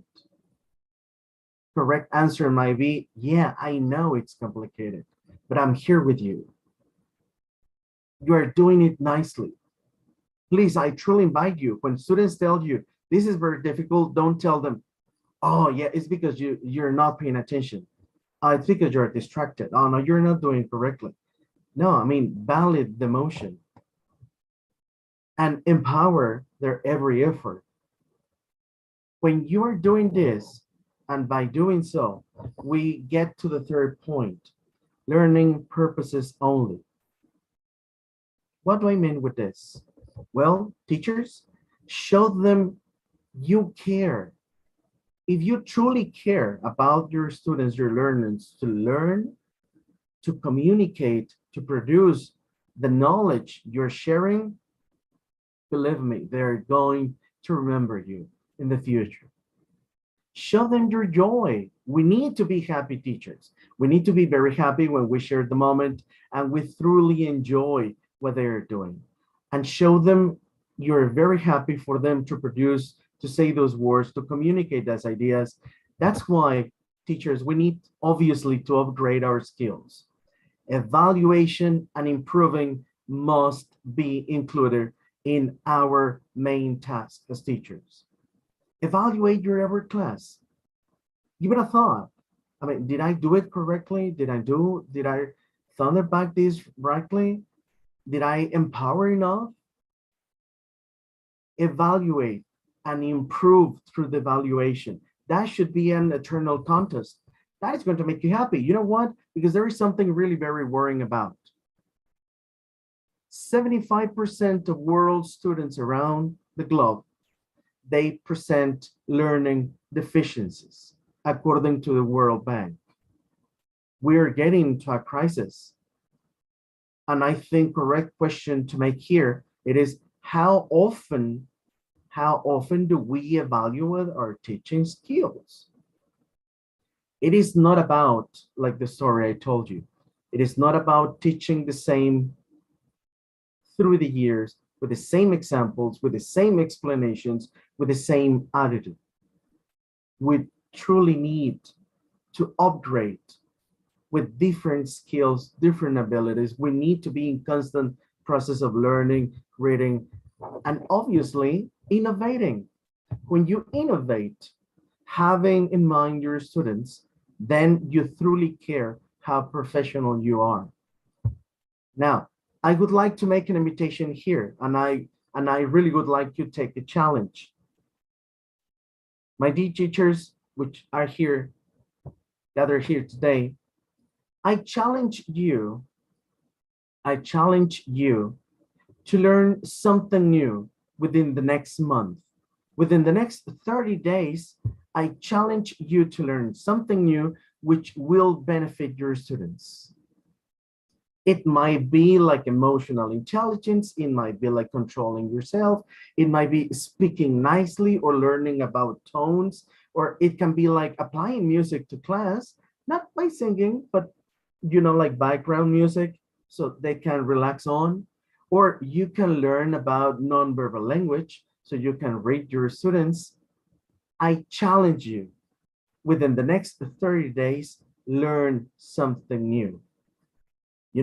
Sometimes we say the future belong to our children, and future belong to new generations. But that would be a flawed statement if we do not taking care the challenge in our hands. Remember, it's very important to be there for our students, know them, encourage them, let them show what they think, accept and empower their emotion, but in the right way. This way, we can truly understand what education was meant for. Remember, education was meant for creating and opening new doors for people's lives. Here in Mexico, we had an educational tremendous problem, but there are so many good teachers which are taking the challenge. And I know different countries are here presented, are taking this challenge. And I'm truly very happy and I'm truly very honored to be here sharing this topic with you today, my dear friends, for this is the opportunity we need. We need to motivate teachers to do things nicely, different, innovative, but much more importantly, and I like to be closing my presentation with this idea, we need to be there creating moments. We need to be masters on creating moments so you can motivate. Remember that combens nucleum. So when some of your students watch something that combens nucleum, give a nice reward, say, you know what, I liked it. I like the way, I prefer it. And then in their experience, in their process experience, they remember us nicely by the effort and dedication we dedicated to our presentations. Thank you very much. Thank you, Alex. Thank you for this presentation. Honestly, I think that you have a lot of points that are important, and you have left everyone with a challenge of 30 days. But well, this month, there are months that have 31 days, so I'm going to make the challenge one more day, right? But you have 31 days to do something great, to upgrade your skills, to do something that even this upcoming new semester or school year you can really do. And I like the part of connecting with students, and that's something that different speakers have said today, that we need to connect with them. And it's a pleasure to have had you here, and I know that this is your first time participating with the ICLT, and I'm sure that with PPDCI. So all the gratitude to you, and thank you a lot for this amazing presentation. Thank you very much. I truly enjoy it. And my blessings for all of you. We're changing the world. We need to acknowledge that. That is correct. We are empowering and changing the world. Thank you again. Thank you very much, Alex. Challenge accepted. Yes, I'm going to become my own better version very soon, inshallah. Thank you very much for being here with us today. For us tonight, for you today. All right, ladies and gentlemen, with this, we are moving on towards the last speaker of the conference. And let me have the privilege of announcing a very beautiful soul, Claudia.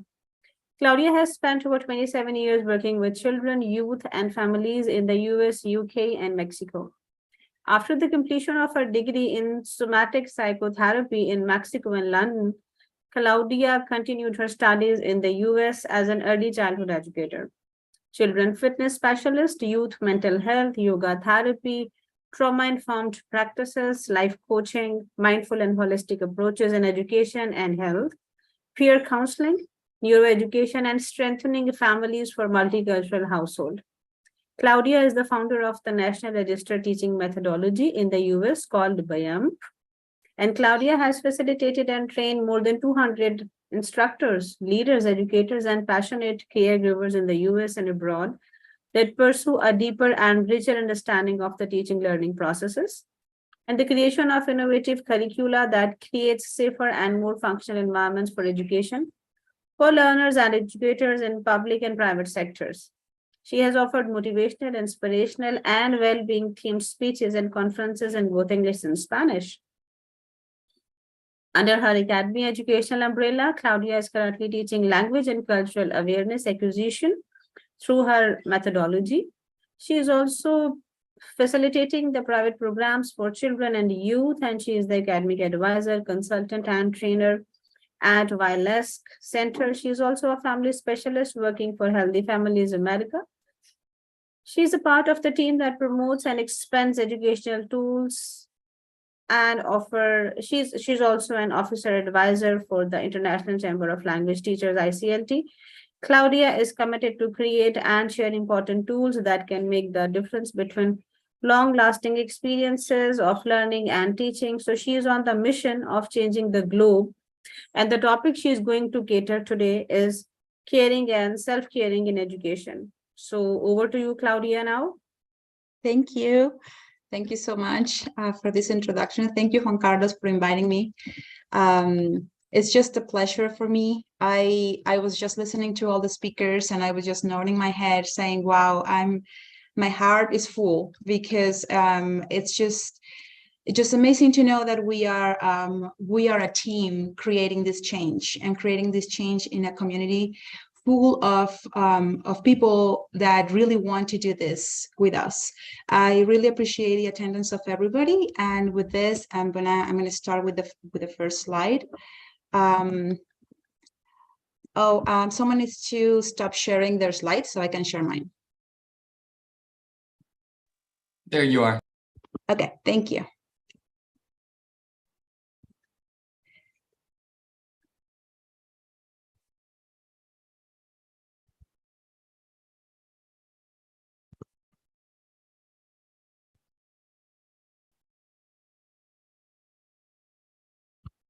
Just give me 1 second. My computer is a little slow this morning. There we go. Well, we have heard wonderful facts and information from all the other speakers, and I think it's just very important to know that we are all on the same page as this current educational world is not the same as before. So this is very exciting. As I said, I've been kind of like agreeing with everything, and I'm just very pleased that I'm at the end of this presentation, because now we need to know how to take care of these students. We know that the critical thinking is important, that social emotional intelligence is important, inclusion, well-being. We need all these new strategies and evolving methodologies that are creating our classrooms as safer places and are creating better understanding of what education is. But now we cannot leave behind how to take care of ourselves and how to take care of those students that we are taking care in a setting, in an educational setting. It's important to know that any educational setting, it's leading by us. It's led by us. It could be parents, we could be teachers, we could be instructors, and any type of teachers. We could be language teachers in this case, but any type of educational setting, it's an opportunity for us as leaders to create safer spaces, to create spaces where our students or our learners can feel better at learning or receiving the message, receiving the subject that we're delivering. So how are we going to do this? How are we going to empower our own self-being, our own well-being?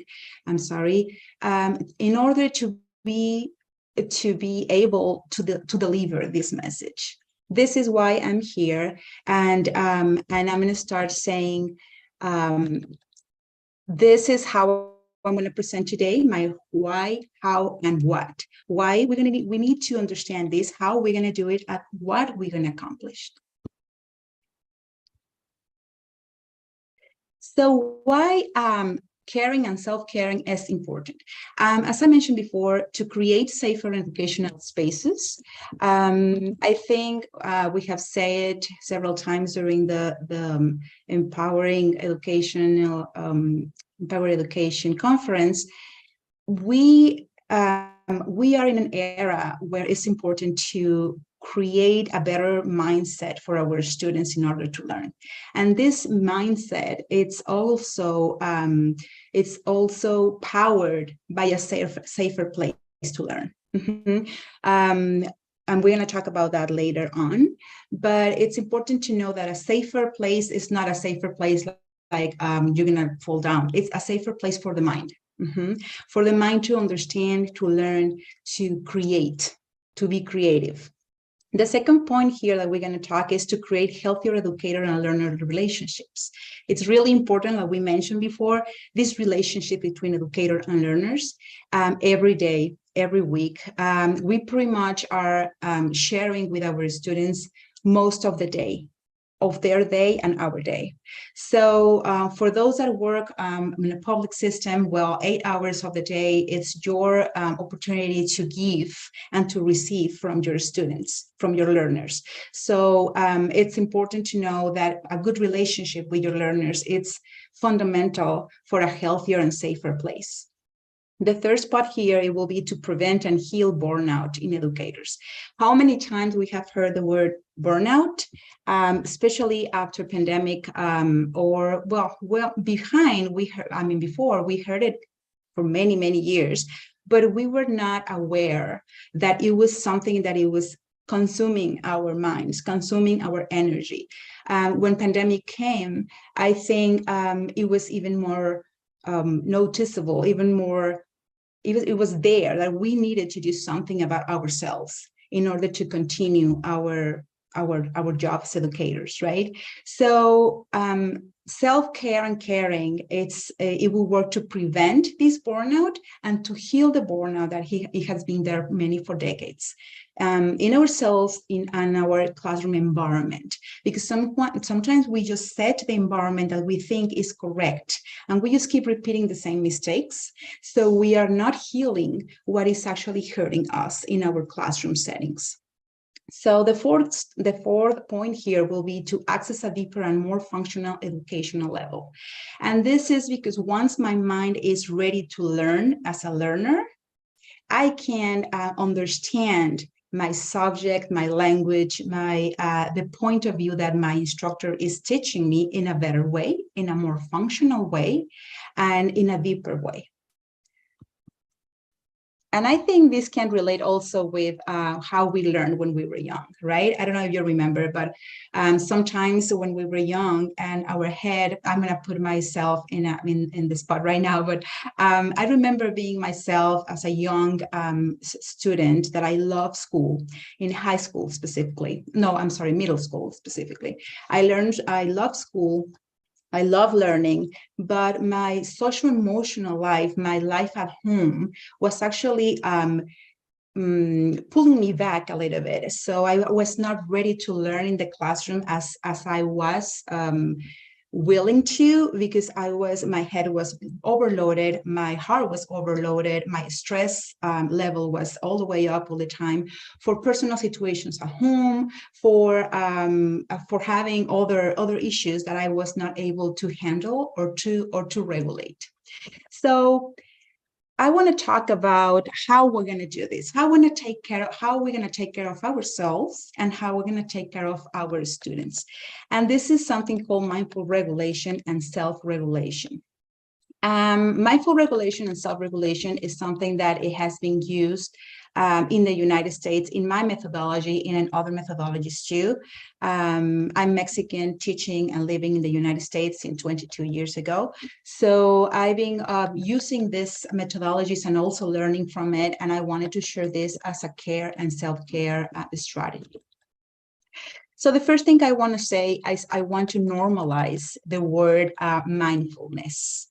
The word mindfulness sometimes is just scary because we can think about so many things, or we can think about stereotyping things that we have seen on TV, or especially in our Latin American countries, we kind of like put it together with yoga strategies, with meditation strategies, with something that we have to do in certain place, in certain time. And mindfulness, it's actually something, the word mindful just means being conscious about what we are doing, conscious about, in my case, in our case, is to be conscious of our daily actions, behaviors, and emotions in the case of the adults and the kids. And mindful self-regulation is the ability to take care of ourselves consciously and with a purpose. Before me, someone was talking about having a purpose. Someone was talking about being able to control our emotions. We have talked about emotional intelligence a lot in this conference, which I love it, because also it's part of what we are discovering in this new era of education, that it's so important to have this control and this power to control ourselves and to be able to relate with others in a healthy way. And this is all about emotional intelligence.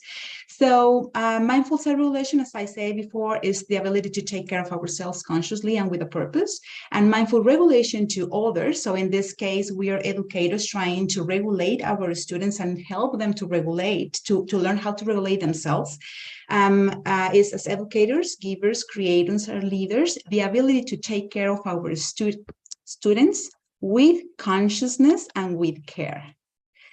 And I wrote a couple of myths over here on the right side, because again, I think when we talk about mindfulness, we think about sitting in a certain position, on a yoga meditative position or pose, or a spiritual belief that comes together with mindfulness. It's well said for many gurus and for many educators and teachers that having a mindful life means just being conscious about the day-by-day activities, even at home.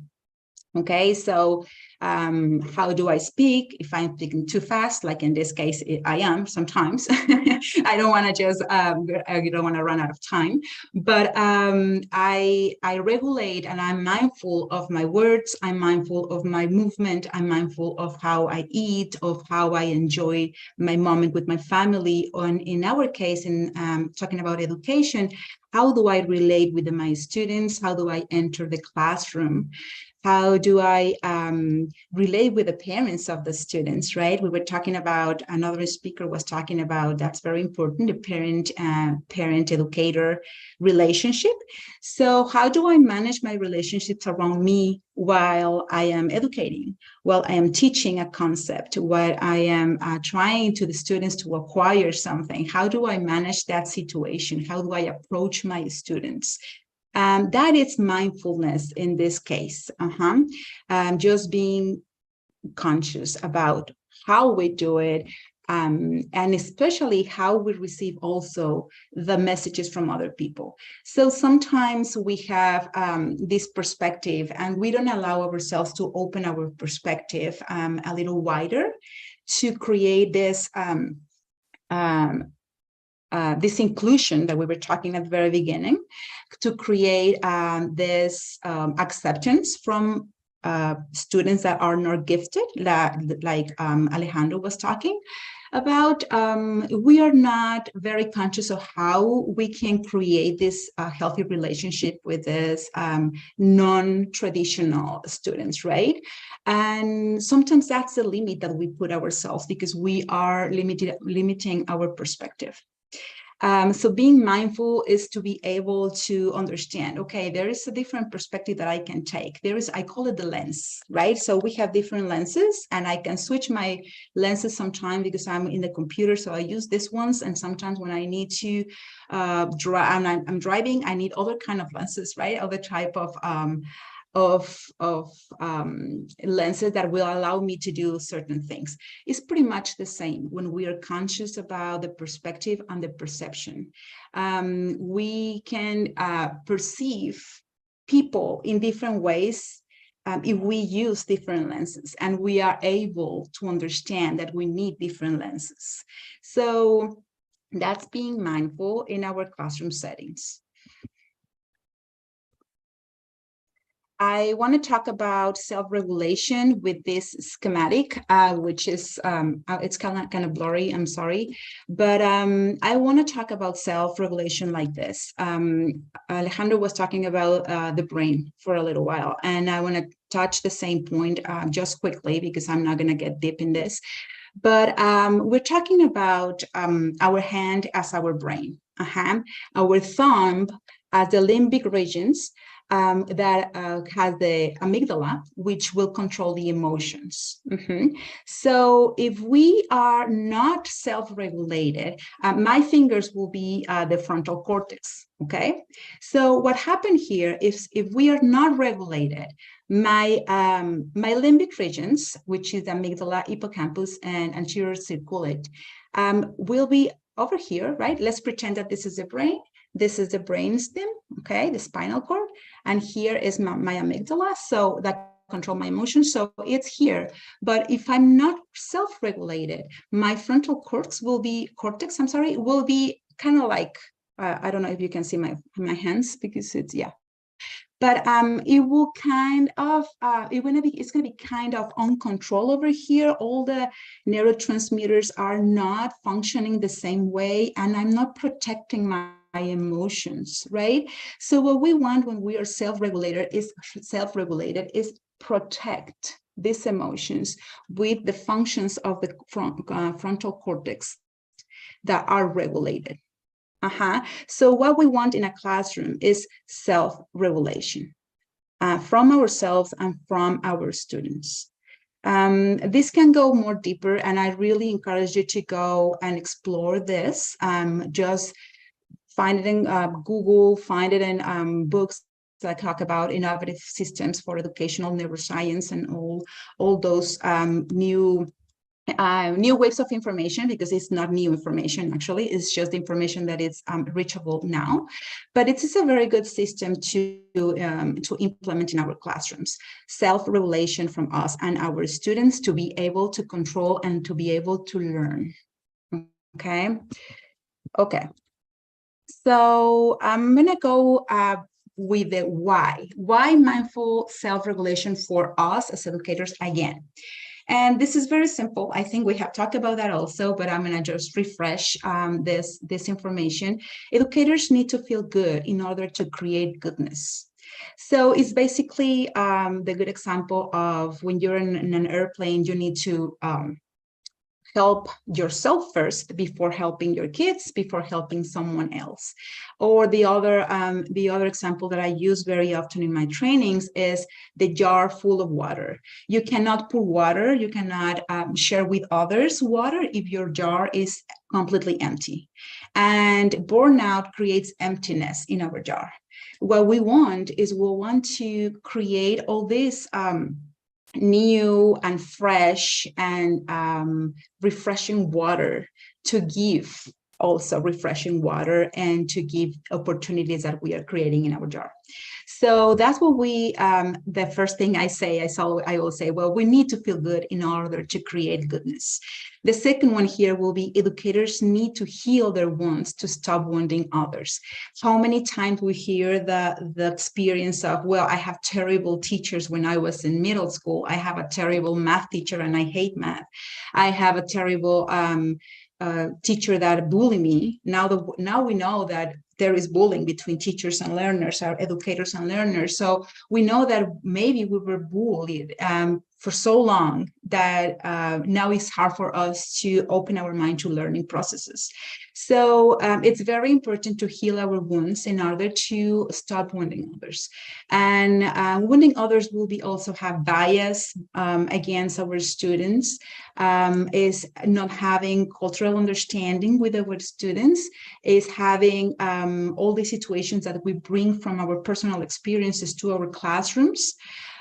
So healing our wounds will be to know how to separate all this from our personal life coming to the classrooms, and also to heal them in a way that we can stop feeling this bias. We can see the world with different lenses again. So that's part of the healing process as educators. Also, educators need to feel the joy, to spread joy. We have talked about how important it is here to, as educators, to create happiness in our room, to create the joy of learning, to create in our students the consciousness of learning and something joyful, right? Not as something that has to be said by the book. And if you don't do it by the book, then you are judged or punished or something like that. I think David mentioned that it was also very important to create these different methods to approach to your students, like giving them a coffee or sharing with them something. I share with them a lot of experiences that make them feel that we are maybe in the same position at some point, so they feel comfortable with me and they feel the joy to share with me too. And I will actually take this as this point a little bit deeper later on during the speech. The other one is educators need to be compassionate with themselves to educate other young with compassionate, or not young, other people. I think because my methodology, I've been using it with high schoolers lately, but I know most of the educators here work with people in universities. So this has not age to apply it to. I was talking to, I actually gave this same training a couple of weeks ago, and I have someone that say, can we apply all this for adults in our regular basic day and regular lives? And I say, of course we can. We can apply it even with our own family members, because in order to be compassionate and have this role as educators, we have to be compassionate with ourselves, and how do we do this? Sometimes we don't know how do we do this, right? So here we are trying to understand. The other point I want to take, well, sometimes we have all the information and we don't know how to apply this information. So I'm going to give just a couple of suggestions, right? And I hope this helps, and I hope this can open the door for more research that you can do by yourself, just to create more self-awareness. One is that just being conscious that everything that comes through your five senses affect your mind, your body, and your spirit. So what you see, look, or watch, so everything that comes through your eyes, will definitely affect your state of mind. So be aware of what are you watching on TV, what are you allowing to come to through your eyes, and maybe you are in the position of choosing if you keep watching or not, or if you keep paying attention on something that is not making you feel as aligned or as in peace as you wish, in order to go to a classroom and share with students, with younger students or with adult students. So if you are conscious about the relationship between what you are doing right now and what you're going to deliver to your students, then you can be more mindful of what you want to watch today on TV and the news and what you don't want to watch, right? So and it's okay. I'm not saying you have to avoid the world. The world is there. We need to be present. We need to know what's going on, but until certain line. I'm not allowing this to go beyond. I'm just looking at it. Maybe I'm just understanding what is happening, but at the same time, I'm putting a line between. What do you listen? It's pretty much the same. What do you listen? It comes like, okay, I'm allowing my ears to understand what I don't want to, because this is something painful, or what I'm doing with this. And this can also be on the other side. Like, I can listen to beautiful things. I can mindfully listen to things that make me feel more calm, more aligned with my present right now. So be aware of what you are listening all the time. What do you digest? Well, here comes nutrition, right? And health. Everything is health, but I mean nutrition. What do I digest is also very important. It sounds really funny, but sometimes when we are not paying attention and we're not mindful of what are we eating, we don't feel comfortable. We feel, sometimes we even feel upset. We feel irritable. We feel like we don't want to do some things because we're just, we're not ready. Our body is not ready. So we go to our classroom full of students feeling not ready. Well, that's a difference, right? So what are we digesting? What are we eating? It's important too. And who is around us? That's the other sense. Who is around us? Feeling around you, feeling what's going on around you, people, experiences, places. You put yourself in a place where it's safe for you, and again, align with your presence, with your present. I'm sorry. And I'm not saying you are avoiding people, because that's not possible. People, we are in a world where we're sharing, right? And we are creating relationships, healthy relationships. But I'm also choosing, where do I stay, right? And which experiences and moments I want to create. It was mentioned before too. Yeah, moments. Moments are the best part of learning. Not just in a classroom setting, but in life, right? So we are choosing the experiences and the moments that we really are taking as part of our growth. Places, of course, where do you go? Where do you choose to be? Okay, where do you choose to be with this person? If we are having a toxic relationship, if we are having people that are not adding, or we say adding instead of subtracting to our life, it's important to mindfully understand and being conscious about that in order to be good with ourselves and to project that with our students. So how I'm going to do this? I gave you a couple of examples, but I'm also going to give you specifications that, and these are suggestions, of course. You are always free to say, no, I don't believe this and I don't want to, but I really suggest this is important for all educators, and I've been doing it for years and it has worked very well in my educational settings. So the first thing is check in every morning with yourself and with your body. And how are we going to do this? I think if you are not familiar with the terminology body scan means you every morning you scan your body from toes to head or head to toes and see how your physical body is right now. Before you jump out of bed, because it's already late, you body scan your body and you see if there is any pain and uncomfortable part of your body or something like that. The second one will be do more of what you love and less what you don't love. Sometimes in our Western society, it's just like go, go, go, go. And even if you have no time for yourself or you don't like your work, you are there 8 hours a day. This is kind of like affecting our mind and our self-awareness, our self-stability. So it's important to create this mindful mindset of I don't want to be here. I want to be here. I don't want to do this. I'm going to do less than this and more of this that I love. This is creating, again, an alignment with your present and the things that makes you feel better and good in order to deliver to others. Choose what you ingest through your senses. We talked about that before.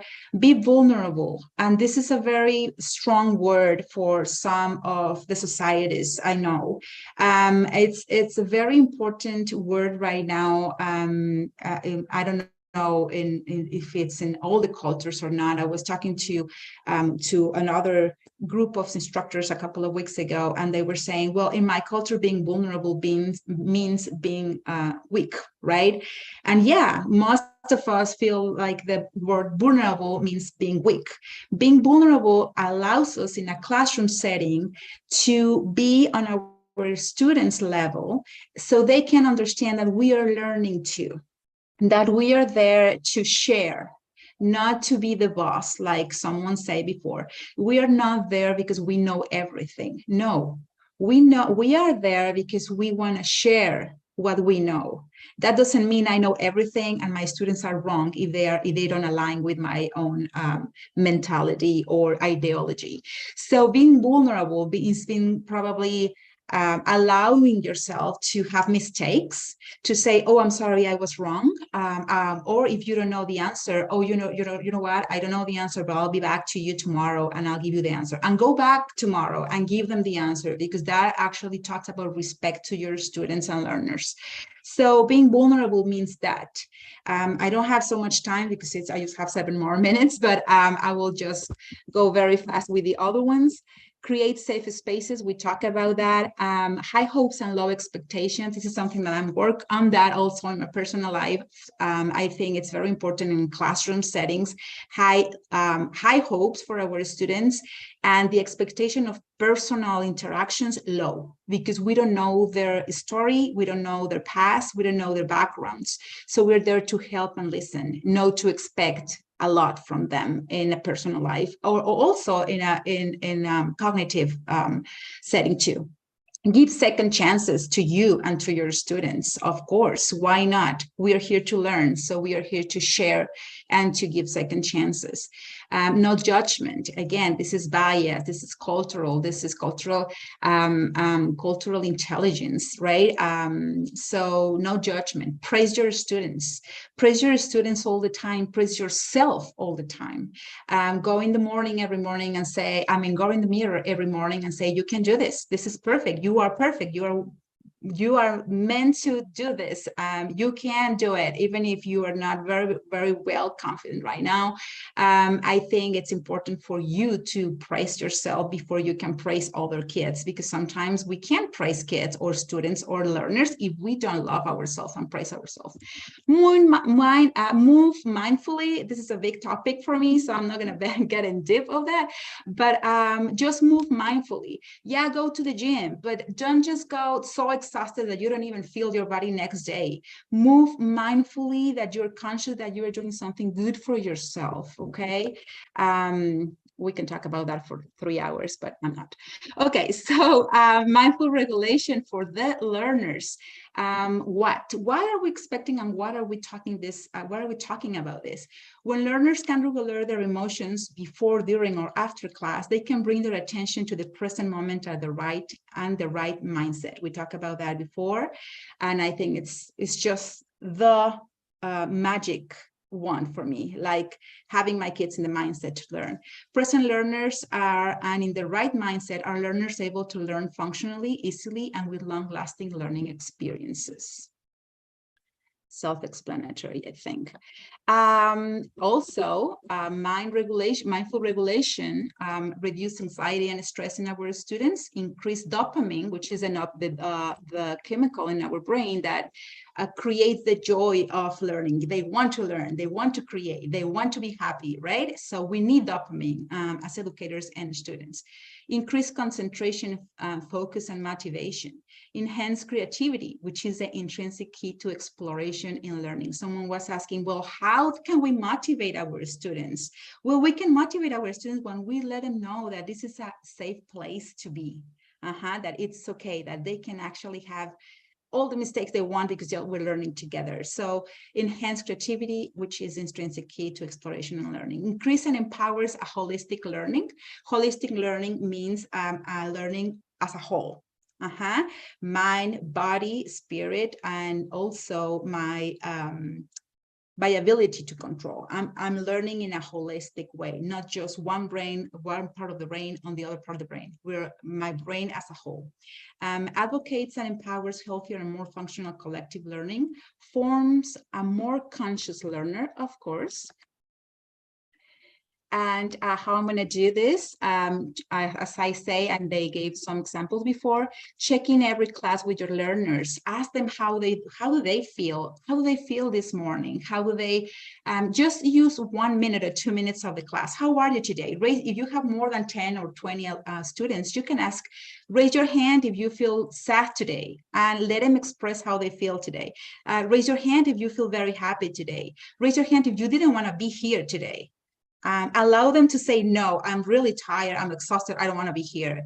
And then normalize it, because we are humans. They might be so tired, and you might be so tired too. So you can say, oh, I didn't want to come here today, but you know what? We're gonna make the best of the day today, just because we are here and we made this effort, right? So that's one thing I suggest. Create a space in your class for daily updates, individually or as a group. So as I mentioned, we can just pick, if we have longer classes or a whole day classes, we can just pick 5 minutes during the class saying, okay, we're going to stop now. Let me know, how do you feel? Okay, raise your hand. John, how do you feel right now? Are you understanding? Are you feeling that you are behind? Do you need more explanation? Do you understand the concept? Give yourself a space to check in again during class, okay? So check your students and their progress. Create a safe place for our learners feel that making a mistake or an error is a part of the learning process and is not to be punished. We talked about that before, and that's a really, really important point. Respect to be respected. Respect is learned. It's not by fear, but it's by respecting back, okay? So okay, I need to hurry up. The moment for learners to body-mind scanning. Take a moment for your learners to also feel how the body is feeling right now. Do you feel like you need to move? Do you feel like you need to stretch? Do you feel like you need to raise your arms and extend your arms? You need a moment to just shake your arms. So take a moment for your learners to understand what their body is having in that during the process of the class. Breathing techniques, of course, and ATP, which means accentuate the positive. Accentuate the positive in your students, educators. This is a key. This is a key. Let's just stop accentuating how bad the students are or how bad they did in a test or in a scores. Accentuating the positive helps them to move on. And this is a caring and self-caring. Caring and self-caring is a win-win situation, because with all these strategies, learning and teaching strategies are easier, right? So it's easier for them to learn. It's easier for us to teach. I think it's just great to be here learning all together. A great educator is a great learner, for sure. And the greatest teacher is the one that is always willing to learn. Oh, that's my alarm. A greater teacher is, let me just finish this. There we go. Is the one that is willing to learn, and you're here to learn, and I really, really appreciate. Happy anniversary, ICLT. Thank you so much for having me here today. Here's all my information if you need further advice or further information of the topics I touched very fast today. Thank you, and I appreciate all of you. Thank you. Very good, Claudia. Thank you. Thank you for your presentation. It's always an honor to have you and to represent the ICLT in this way. And I'm pretty sure that your involvement has also been seen by PPDCI. And it's great to have you here. And, you know, today has been a very beautiful event for everyone. It's been I think an amazing but also powerful event, and that's the meaning of the Congress, right? Empowering education. And I want to close as far as my end, and then Ms. Henna, on these following points, that for us to be able to empower, and these are just humble opinions of mine, we must have congruence, right? And if we want to empower, we must empower ourselves. I think, like Claudia says, if we want to care for others, we need to care for us. And that's something that sometimes we lose out of sight. And another point is humble yourselves. Humble yourselves and become a teacher of your teachers, of your students, and try to understand life through their eyes. Because only then will we know how they see the world. How is it that they think? Why is it that they feel that way? Why is it that they act that way? Also, understanding that all of your work is not in vain. Sometimes we feel weary, sometimes we feel tired, sometimes we feel frustrated, and sometimes we feel so happy. But your work is not in vain. You have the power to change someone else's life. And I want you to understand this. And sometimes we lose sight of this. And it is important for us to understand that even on our worst day, we can be a student's best hope. I hope that after this event, you have and you can develop the awareness, the understandings, and skills necessary to reach, to teach, and to empower even the underperforming students. Because we must also remember those students that sometimes feel lost, the least, and the ones left out. And only by having congruence will we be able to captivate our students' full attention, and that way they will connect with us, and not only our teachings, but also with the example that we set out to them. So make your students feel heard, make them feel empowered to succeed in school, work, life, and whatever aspect. And I must finish saying that one act of kindness, one word of encouragement, or one even gesture of genuine love can literally change the trajectory of a student's life. Just one word, one act of kindness and love can change that. I want to thank, first off, Ms. Henna, because she was open to collaborating through this partnership to celebrate the 3rd anniversary with us. I want to thank Astrid, Christina, Janet, Ricardo, Claudia, Etel, for being part of this presidential worldwide team. And I want to thank everyone at PPCDI, and Bilal, Rima, and everyone who collaborated to have this 3rd anniversary, and understand that if we, Ms. Henna and myself, began our organizations that are not only ours, but the people who belong to them, it's because we want to empower teachers around the world. And we want to give them the tools, the knowledge, and everything else that is needed for them to feel empowered. And only then are we going to be able to empower a community, a classroom, a student's life that can literally change our future and present generations. Thank you to each speaker who was also present, because without you, we would not be able to empower the many teachers who were here today. So thank you again. Thank you very much, Dr. Juan Carlos, for a wonderful, wonderful look back at the entire conference and thanking the people in detail. I must say, beyond the knowledge shared, the conference has enabled the creation of a vibrant network of like-minded individuals united by a passion for empowering education. And I believe let us nurture and sustain this network, reaching out to one another for support, collaboration, and inspiration. Together, we can amplify our impact and catalyze positive transformations in education worldwide.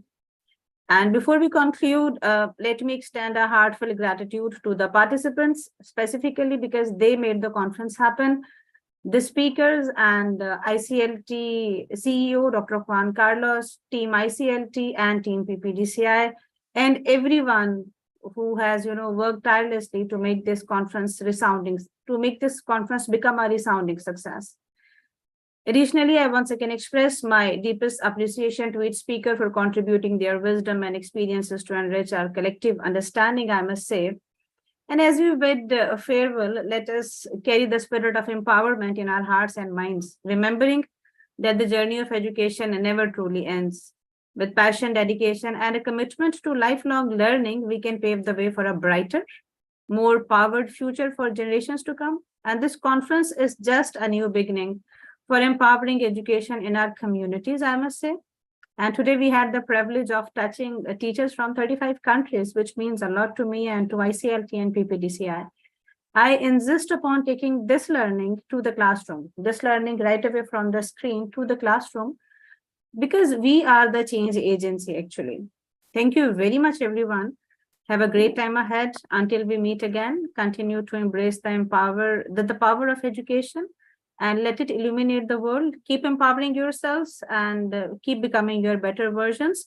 Two very important announcements, which I would like to make right at end of the conference today. You have applied for the certification, right, by claiming the certificate attendance link. Certificates will be shared with all of you publicly within 7 days of the time period right away after this conference.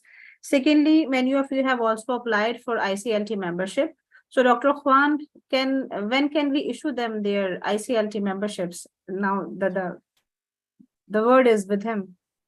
Yes, the team is going to start working on them, and understand that through this partnership and collaboration with Ms. Henna and PPDCI, we are going to issue an ICLT membership to those that that deserve it, to those that are giving it their all every day. And we are going to start working on them this upcoming week, as well as your certificates of participation for this event. So we will coordinate everything through PPDCI so we can assure that you receive your membership. Thank you very much on the behalf of all PPDCICNs. Thank you very much, Dr. Juan Carlos. Long live ICLT, long live PPDCI, and let's empower the world together. Thank you very much, ladies and gentlemen, for joining us today. Dr. Juan, would you like to say something by the end, or shall I end the meeting? Muy buenas noches, muy excelente día, and we will see you soon. Thank you. All right. Allah Hafiz, everyone.